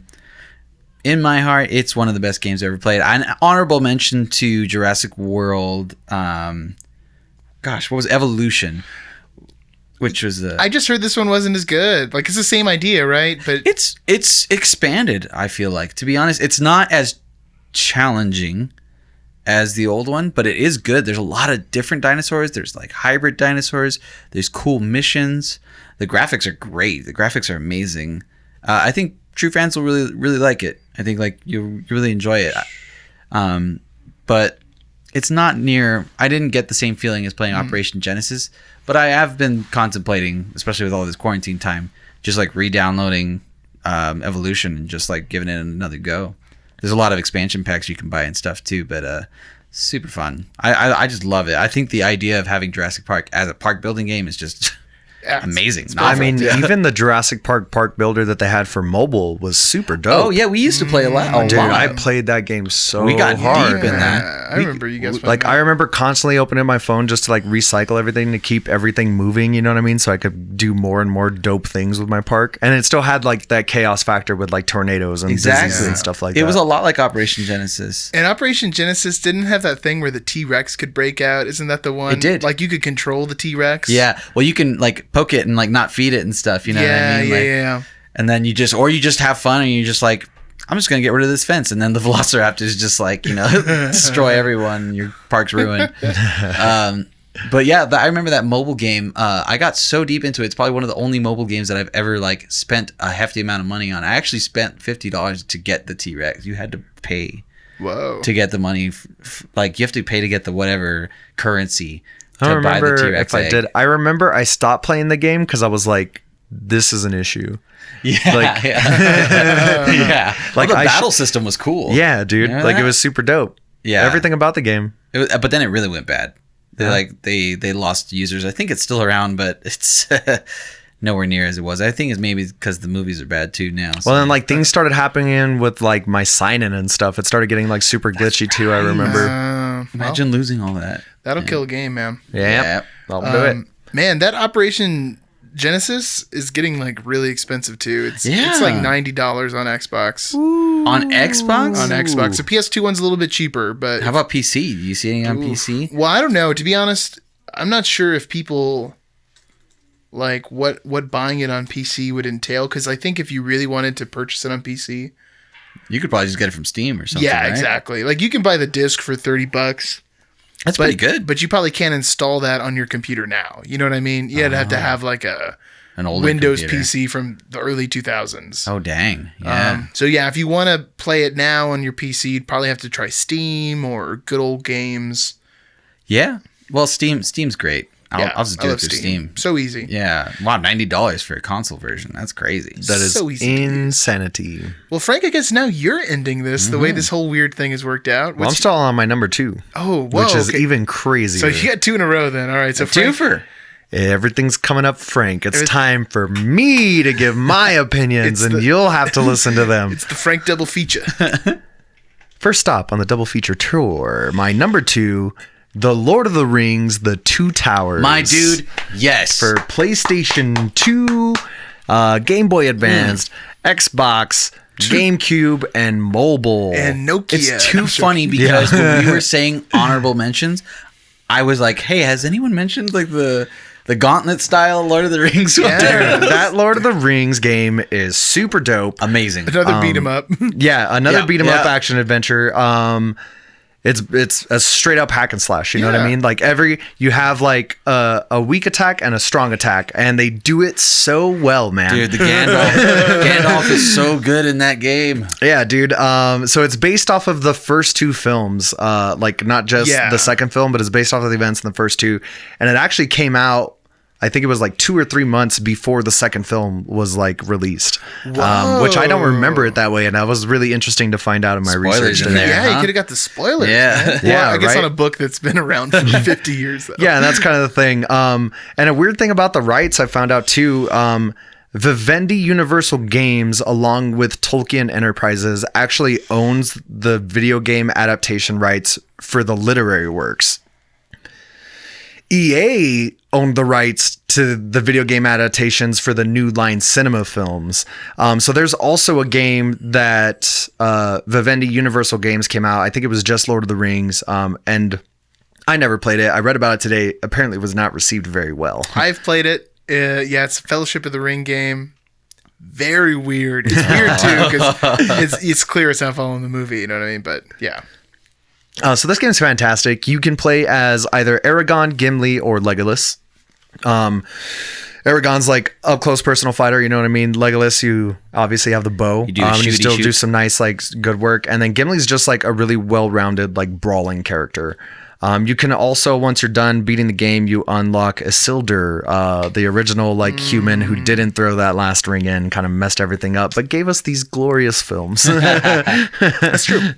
I mean, I just look back on this game with like, I'm sure some of it's nostalgia goggles. My brother played the crap out of this game. We played this game to death because it's so dope, man. Because you can play local too. I mean, that's the best thing. Like you could play with your siblings and stuff. Yeah, it's so fun. Is that one 2 players? I don't remember there being a co-op chunk of it. Return of the King is the one that's the co-op. Like I remember us like taking turns, and I remember like normally because we like share a console, share a game version. John does his thing. I'll be doing something else. You know what I mean? When it was John's turn to play Lord of the Rings, I was watching him play Lord of the Rings, and vice versa, because it's just like a solid game. It's super entertaining, really super dope. Part of the appeal is like they take a lot of the events and settings directly from events in the film, and everything. They do a really good job of putting you into that scene, like visually. No complaints about this game that I can remember. Can we talk about that Helm's Deep level though? Ooh, Oh, yeah, let's it's get great. real deep in it. It's just like that. It's just straight out of the movie, man. It's amazing. I'm actually nervous. Like, I feel like I don't want to play this game ever again. 'Cause Right. It won't, Might have to it's leave bad. it alone. I feel right? like it won't live up. I don't know. The graphics probably Well, won't. then, we should and I pop it in remember, right now. I remember trying to play that like the newer Lord of the Rings game that plays like Assassin's Creed. You know what I Shadow, mean? And it's like Shadow of Mordor. Yeah. I loved it, dude. I thought it was great. I don't like that game. Really? Was it the first one, or did you play Shadow The first of War? one. Well, it's just that, and it's what Frank's talking about. It's not Assassin's Creed though. It's Batman. Oh yeah, it's like exactly Arkham, the Arkham series. And I just finished playing Arkham, and then I popped that thing in, and I was like, "What?" It's like the buttons are the same. Yeah. It was so weird. I don't think I was ready for it.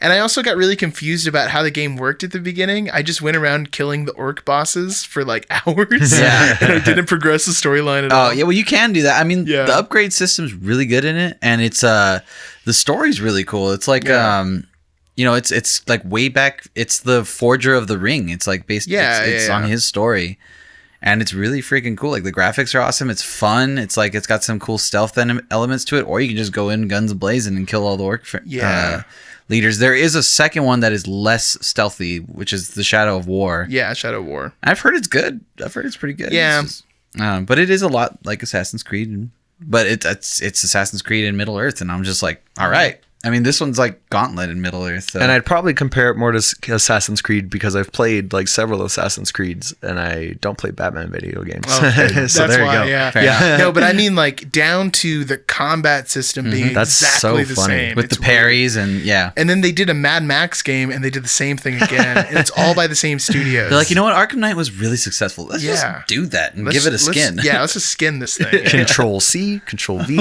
and print. So I played this game on PS2. What do you remember? What console you played it on? Xbox. Do you remember what console you played it PS2, on? my guy. So apparently for the GameCube version, when you beat the game, you unlock a ton of characters, and I was furious to find this out today. Wow. They Like you sold unlock Gandalf, I'm pretty sure Frodo, and a couple other characters. I must have had it on GameCube then, because I did play Gandalf. Nice. Huh. Yeah, for all the other consoles, you only unlock Isildur. It is possible you're thinking of Return of the King again, though, because Gandalf is playable in Return of the King. I don't know. So I don't know. Who knows? I definitely had both of them. I don't know knows? if I had them both for PS2. So you've never played Return of the King? I don't think I have. No. Oh, Funny. man. Oh, that's- it's the better version of that. Yeah. of Really? Two Towers. yeah, you get to play just like how it is, but with your friends, and the Yeah. graphics are awesome. That sounds fantastic. Yeah, dude. I'm a little bit upset right now. Maybe you should, yeah, It's you should legit. knock that one out. Yeah. It's hop legit on it. like a Gauntlet. Yeah. Dude, that sounds dope. And then like we're not the only ones. 9.25 out of 10 on Dang. Game Informer. 8 out of 10 IGN, which I feel is a little bit low, but that's usually the way IGN IGN goes, you know? Snooties. Dope. Only praises, no complaints. Fantastic. Which takes me to my number one, Ooh. the Warriors. Warriors. Did not see. Kind of like I didn't see this coming. Come out to play. A lot of this is just going to be nostalgia and how much I love the IP, because Warriors is legit one of my favorite movies of all time. I've watched this movie. I don't know what the number is, and if I did, I wouldn't share it with you because it would be embarrassing how many times I've watched this movie. Any girl I've ever taken seriously has to sit down and watch The Warriors with me. It's like a litmus test for me. And also like, I just need people to know about this movie. Came out in 2005 for PS2 and Xbox and PSP later on, based on the film from 1979, which is based on the novel of the same title from 1965. Novel?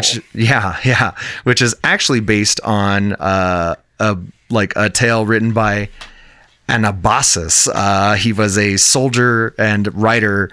He wrote this story originally in 370 BC. Yeah. So that's one of the cool things about this, the story of the Warriors. It takes it like out of Greek mythology of this this group of Greek mercenaries who get hired by this Persian dude to help him overthrow his brother.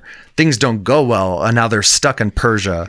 This group of 10,000, and they have to fight their way back home to the shore, which is what we get with the Warriors. The Warriors go to this grand meeting that's supposed to be a rising of power, them taking over the city. Things go bad quickly, and they have to fight their way back to the beach. You know, the Warriors is just a good time. You just do some bopping. You can do some solo bopping or bop with a friend. Something we're big fans of here on the channel is a couch co-op. And this game is a fantastic couch co-op. That is. There needs to be more of that now, man. So actually, as I arrived here, David and Michelle were doing some bopping.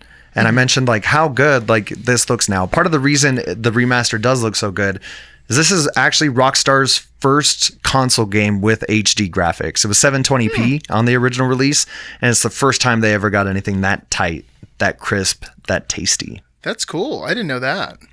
I didn't know that until today either. And this is our last beat 'em up on the list, keeping the tradition going. Yeah, what a right. unique idea for Rockstar to take on when they initially started developing it, right? Yeah, they've never done a license thing before, so it was just like, this seems like the right license, I guess. Right. It fits in with the Rockstar kind of mood. Yeah. Yeah. It doesn't feel out of place at all.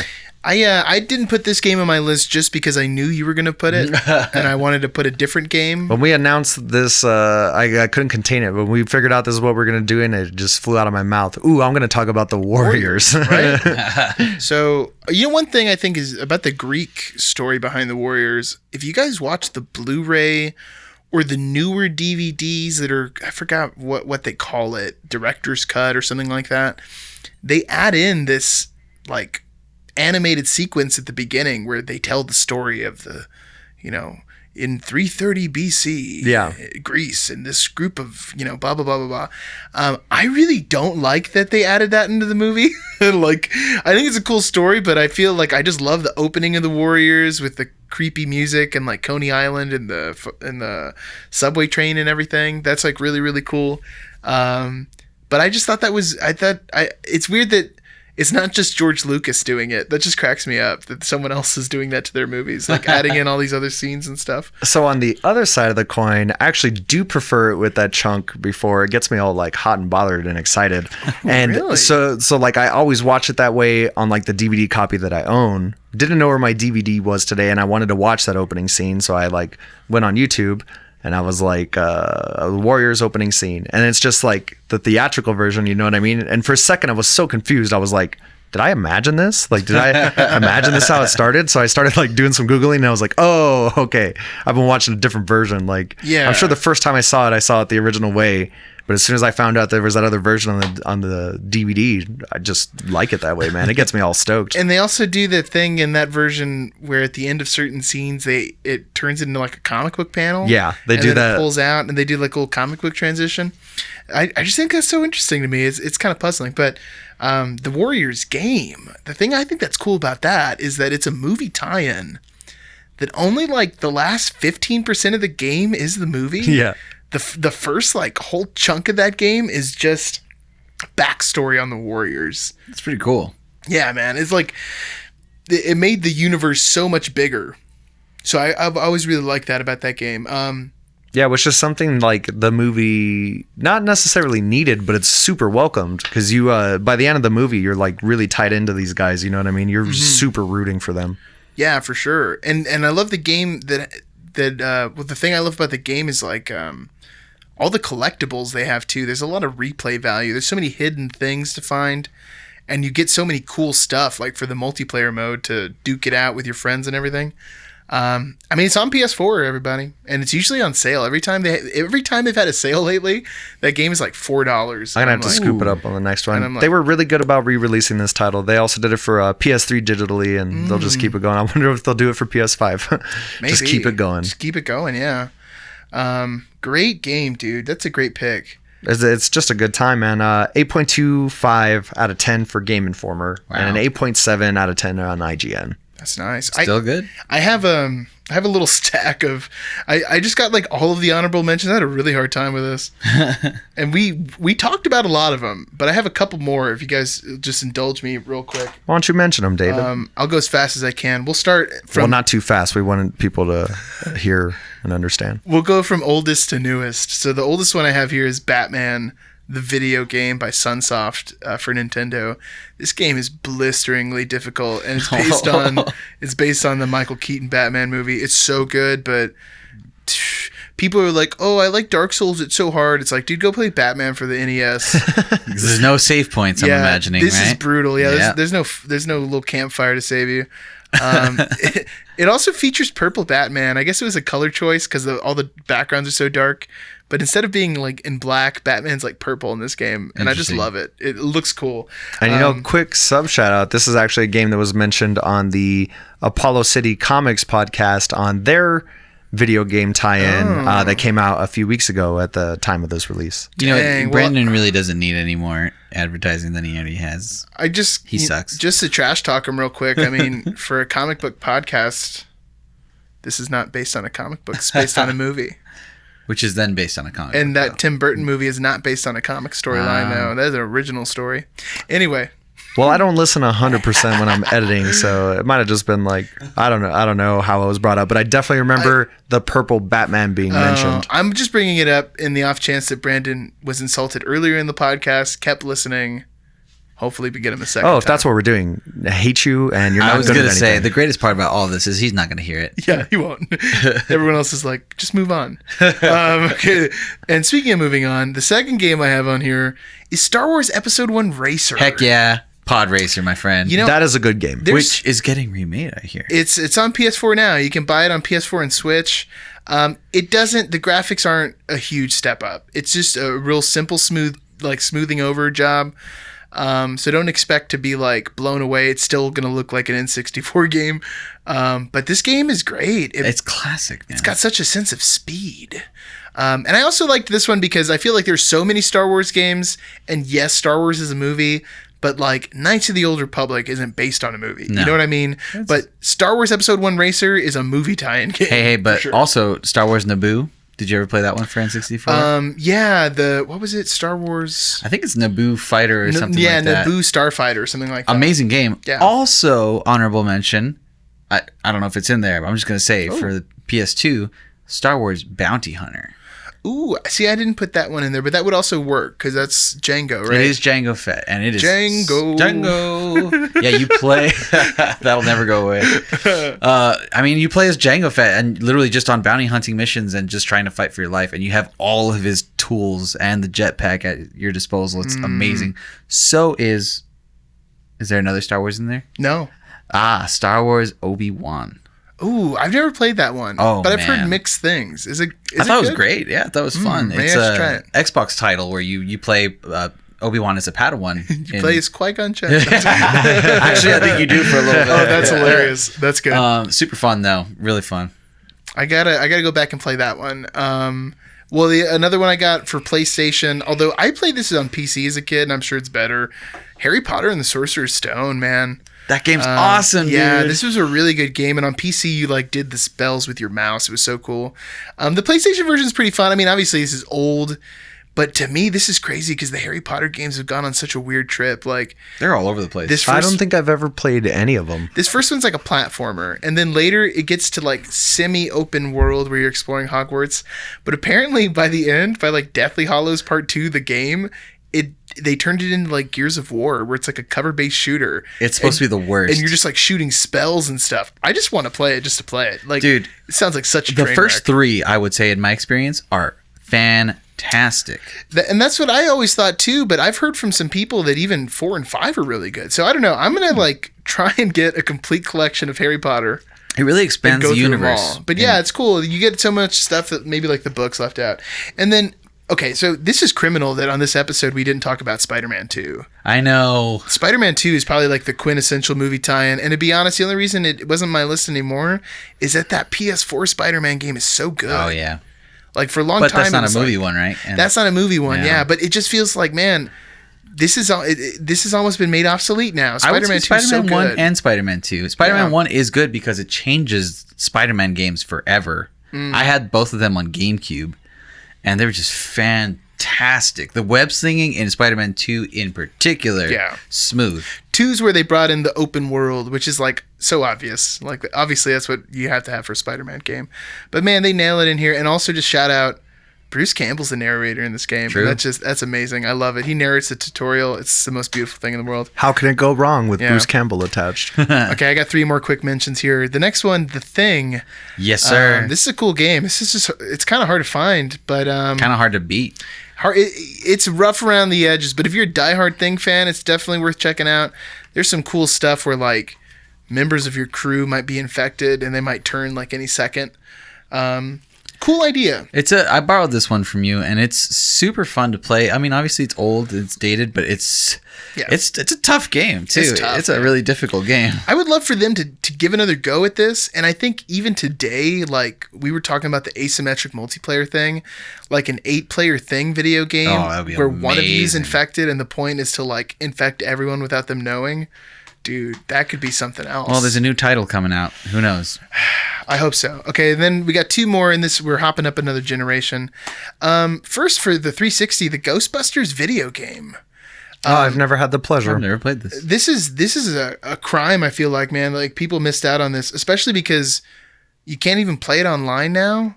Man, if the PS4 version has online, I'd almost say let's all buy it, because originally it was like a 4-player co-op online where you were just hunting ghosts as the Ghostbusters.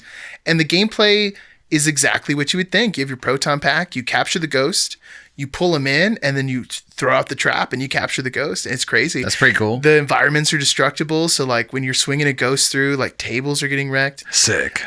It's written by Dan Aykroyd and Harold Ramis, the script, and it includes the entire original voice cast returning to voice the parts, except for Sigourney Weaver, who didn't join the project. So is the story on one of the movies, or is it a new story? It is technically Ghostbusters 3, so people have been waiting forever. This is like the Ghostbusters 3 sequel. That's so cool. And Harold Ramis and Dan Aykroyd were like, here it is, guys. So Well, we're gonna have to look into that Yeah, PS4 nice. version, see if it's a Yeah. possibility, because that For sounds reals. delightful. you do got to watch out, because there's another Ghostbusters game that came out when the movie that we shall not speak of came out. And that one apparently is terrible. But I heard that this version That sounds awfully sexist. was of you, remastered. And then David. even weirder, this version also came out on Wii, but instead of the characters like looking like the characters, they made cartoony versions of them. And apparently it's really good too. So I don't know. Weird. I've never played that one, but I just thought that was interesting. And then last but certainly not least, X-Men Origins Wolverine. It's another beat 'em up where you're Wolverine and you're slicing people. But the cool thing about this game is that it's rated mature, and you're like slicing people's arms off. with some blood. It's like there's dismemberment. It's like what would happen if you were fighting Wolverine. Yeah. You're not just gonna get some scratches. When you get shot and attacked, he gets all like torn up, and you have to wait for him to regenerate, and you see his skin like That's form cool. up again. It's really cool, man. This is better than the movie X-Men Origins Wolverine. And yeah, How about the Wolverine? Is it better than that? probably that one's not as bad. That one's just kind of forgettable. I Yeah, feel it's like. just no one cares about Does it. anyone remember what happens in that movie? I don't know. That old Japanese He man goes to dying. Japan. Yeah. Yeah, Wolvie goes to Japan. An American metal wolf in Japan. I don't know if there's That's any. a great cipher title. I don't know if there's any other games that you guys had in mind. Anything we missed? It just came across my mind right now, but Turtles in Time is pretty dope. Like as far as like a side-scrolling yeah. beat 'em up, it's solid. You know what I mean? Nothing like super special about it, but like I don't remember being frustrated at any point with like glitches or anything Yeah. being bad. It's just like a solid game. That's classic. Yeah, I it's never classic. played Tortugas en Tiempo. I do know that there. Nice. I didn't know that there was a Green Lantern game, but apparently there was a Green Lantern game that is based off of the movie Dang. that came out. I've heard it's better than the movie. There's a bunch of those games like Iron Man, Captain America. Like there were like tie-ins for a lot of those Marvel movies. We haven't really gotten any tie-ins lately. Was there a Daredevil video game? I feel like I For the remember show? playing Or- for the movie. I think there might be actually. For the Affleck. I don't film. remember. I hope not. But I wouldn't be surprised if there was a really bad beat 'em up. Why Google it when I can just wonder? Right. Yeah, I got nothing else, man. I mean, I almost wish I had the Fight Club video game just so I could bring it up, Yikes. but I've never played it. It just looks so bad. I wouldn't want to. No. No, I'm good. It's rule number 5. You don't talk about the Fight Club game. Well, man, I guess it's time, right? Yeah, For our- It's time for. Oh, that's interesting. And do I have a doozy for you? It's not that intense. I just thought it was, well, interesting. You don't say. We're not really going to be in the realm of movies on this one today, but it is very relevant to a lot of people, to us in particular. We're recording this on a MacBook right now. You're running a MacBook over there. You're running MacBook at home, Daddy. And I originally I saw this in like my news feed or something earlier today, and I clicked on it because I was like, well, that doesn't seem good. Because the title of this article is Apple issues a big warning for MacBook users. And I was like, bro, I just bought a new MacBook. What are you talking about? Like, you couldn't give me this warning like a week ago. And the first line of the article is one privacy measure could damage your laptop. It's not as serious as it sounds.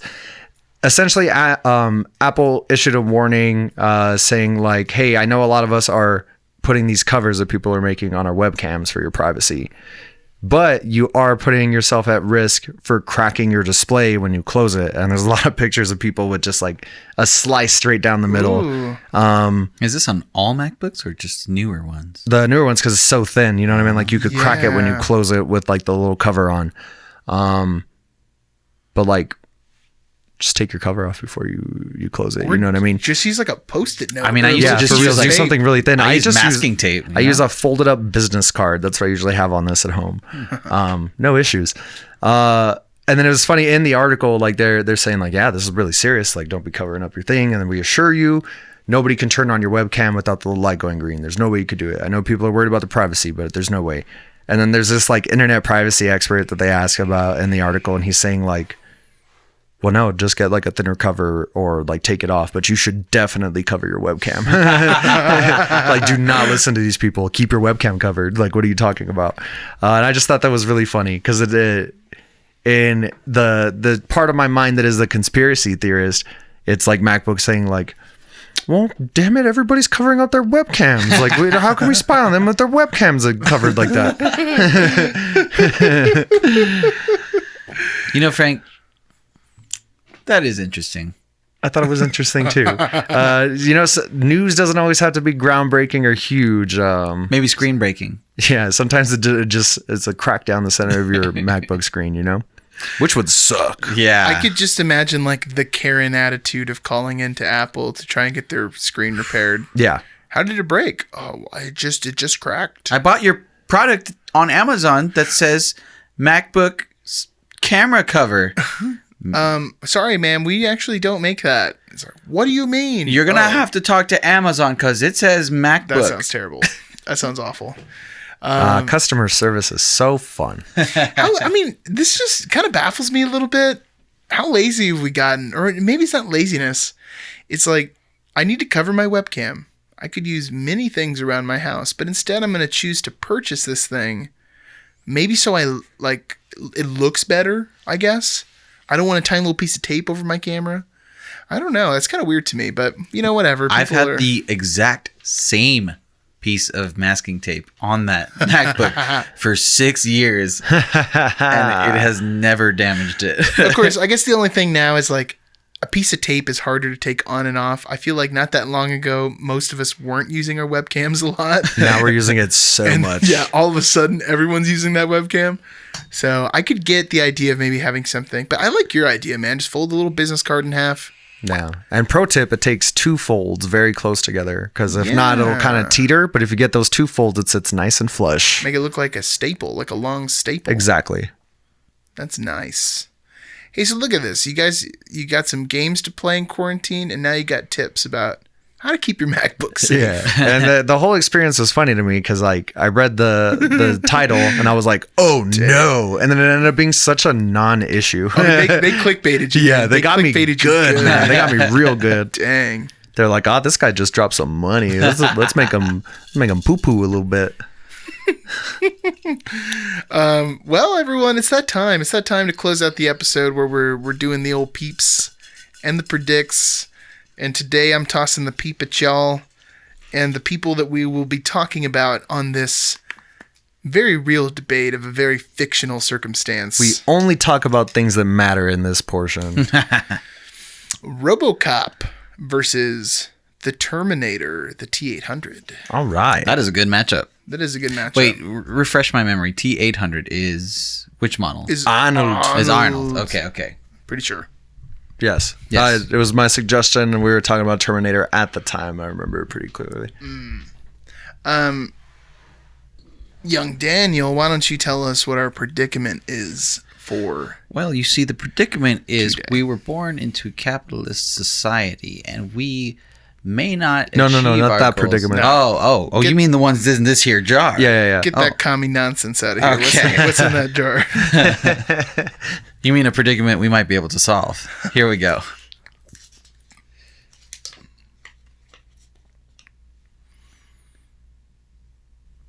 Sound it out. I'm having a tough time. Yeah, just a note to everybody. I mean, I was just writing these because for a while I was the only one reading them, and I just stopped really caring about how it was written.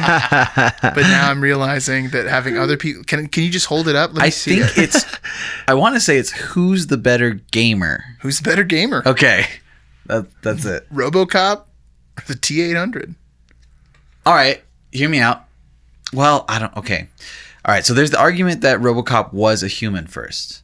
So he has the concept of video games pretty nailed, maybe back in his, in his memory. And now he has gets the little robo flashes fingers. sometimes. Yeah, and now he has the robo fingers to help him play.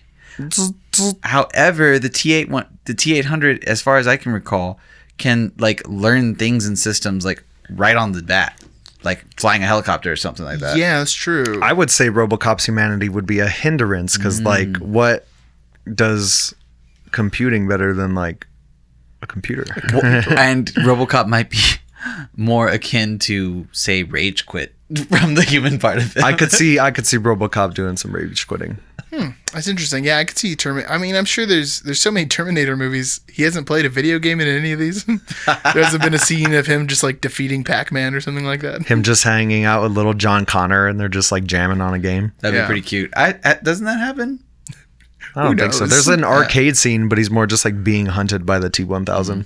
Yeah, I'm sense. gonna be honest. I think I've only seen the first two Terminators. I don't think I've ever seen. That's any all you other really need ones. to. I thought Salvation wasn't bad. The Christian Bale one. It's what, like 4? It's all right. Yeah. Is this the fourth Because one? 3 is Rise of the Machines. Yeah, and that's bad. That's the one with is it Halle Berry or is it just some other She's- like I can't remember her exotic name. looking girl? Yes, though.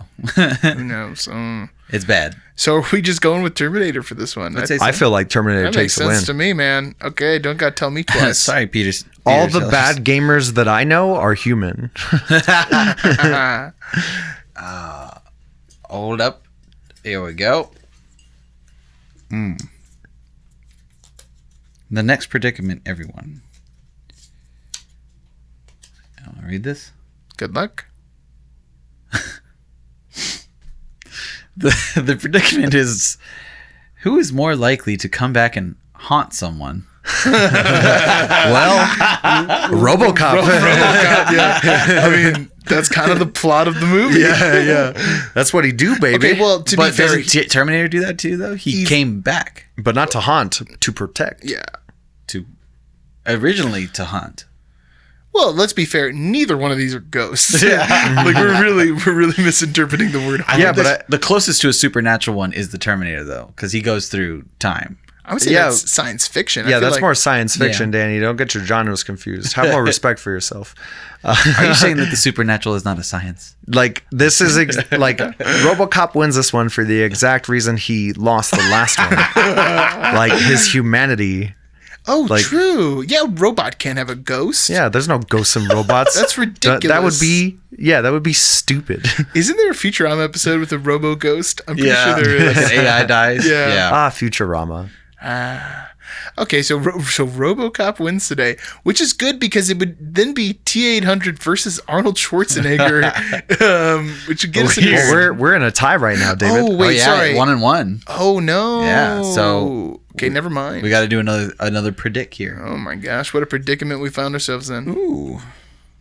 All right, everyone. Wait in suspense.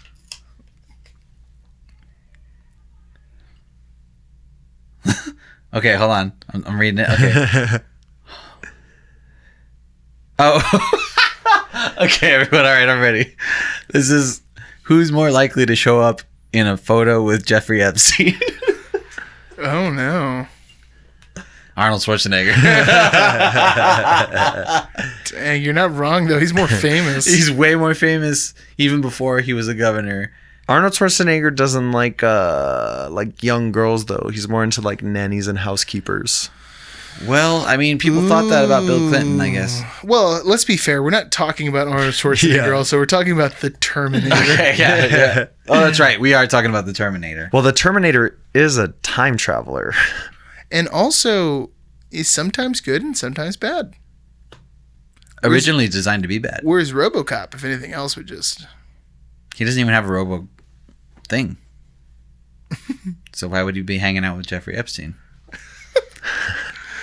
I love the logical jumps you're taking right now. I mean, it does hold a little bit of water. He's not totally... Not like a cup, but when you like put your hands together, it just seeps through. Yeah. I'm not saying he's wrong. I'm just saying interesting.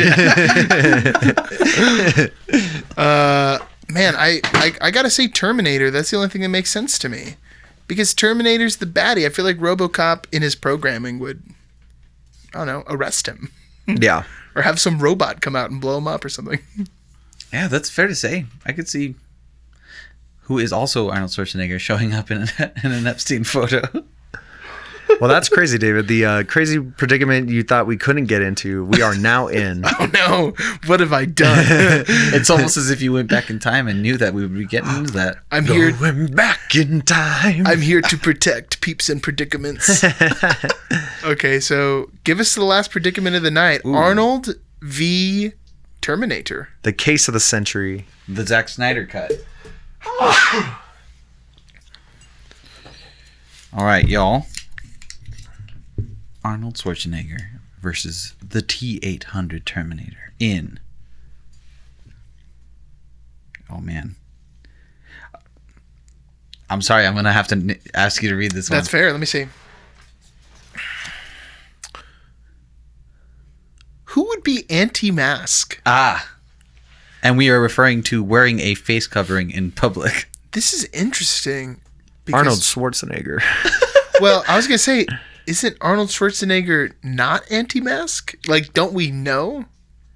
Well, he has made an announcement that you wear masks. Wear a mask, yeah. Yeah, but so this is like factual. What the T-800 does is he learns. So one, you would have to teach him like how to be an anti-masker. Two, he would already be getting information from the world around him and be like, oh, obviously I should wear a mask. Even if I'm not trying to protect myself, I should just be considerate and try to protect other people. Does the T-800 respire? That's what I'm saying. He can't get it. That's why he can get a computer virus. You thought coronavirus. Well, no, he's got like virus protection. He's fine. Oh, nice. He's got McAfee. He's an Apple product. He doesn't ever get a virus. It doesn't happen. I feel like it has to be T-800 who's anti-mask because he doesn't breathe. He'd be like, why do I need mask? It's illogical. Yeah. And he would be right. He would be right. He'd be the one anti-masker who had a good point. It's a medical condition. What's the medical condition? I don't have lungs. I feel like I can't breathe. Well, you don't breathe. Oh. This is like the easiest peeps in predicament ever. Does this mean that the Terminator has now beat Arnold Schwarzenegger, our reigning champ? Whoa, who would have thought that to defeat Arnold we would need Arnold? But here we are. Strange times we're living in. Unprecedented time. It's like we had our champion and then we just put him in a costume. It's a lot like the thought process behind Godzilla and Mechagodzilla. Yeah. Yeah, we just threw a new skin on that thing and here we are. We got 3 new movies. Wow. That's the way to play it. Well, everyone, from everyone here at Uninformed Movie Reviews, please take the time to go down and subscribe. Follow us on anywhere you listen to podcasts. If you see us in public, follow us a little bit. See if we notice. Please wear a mask if you follow us. I'm fine with that. Just, be responsible.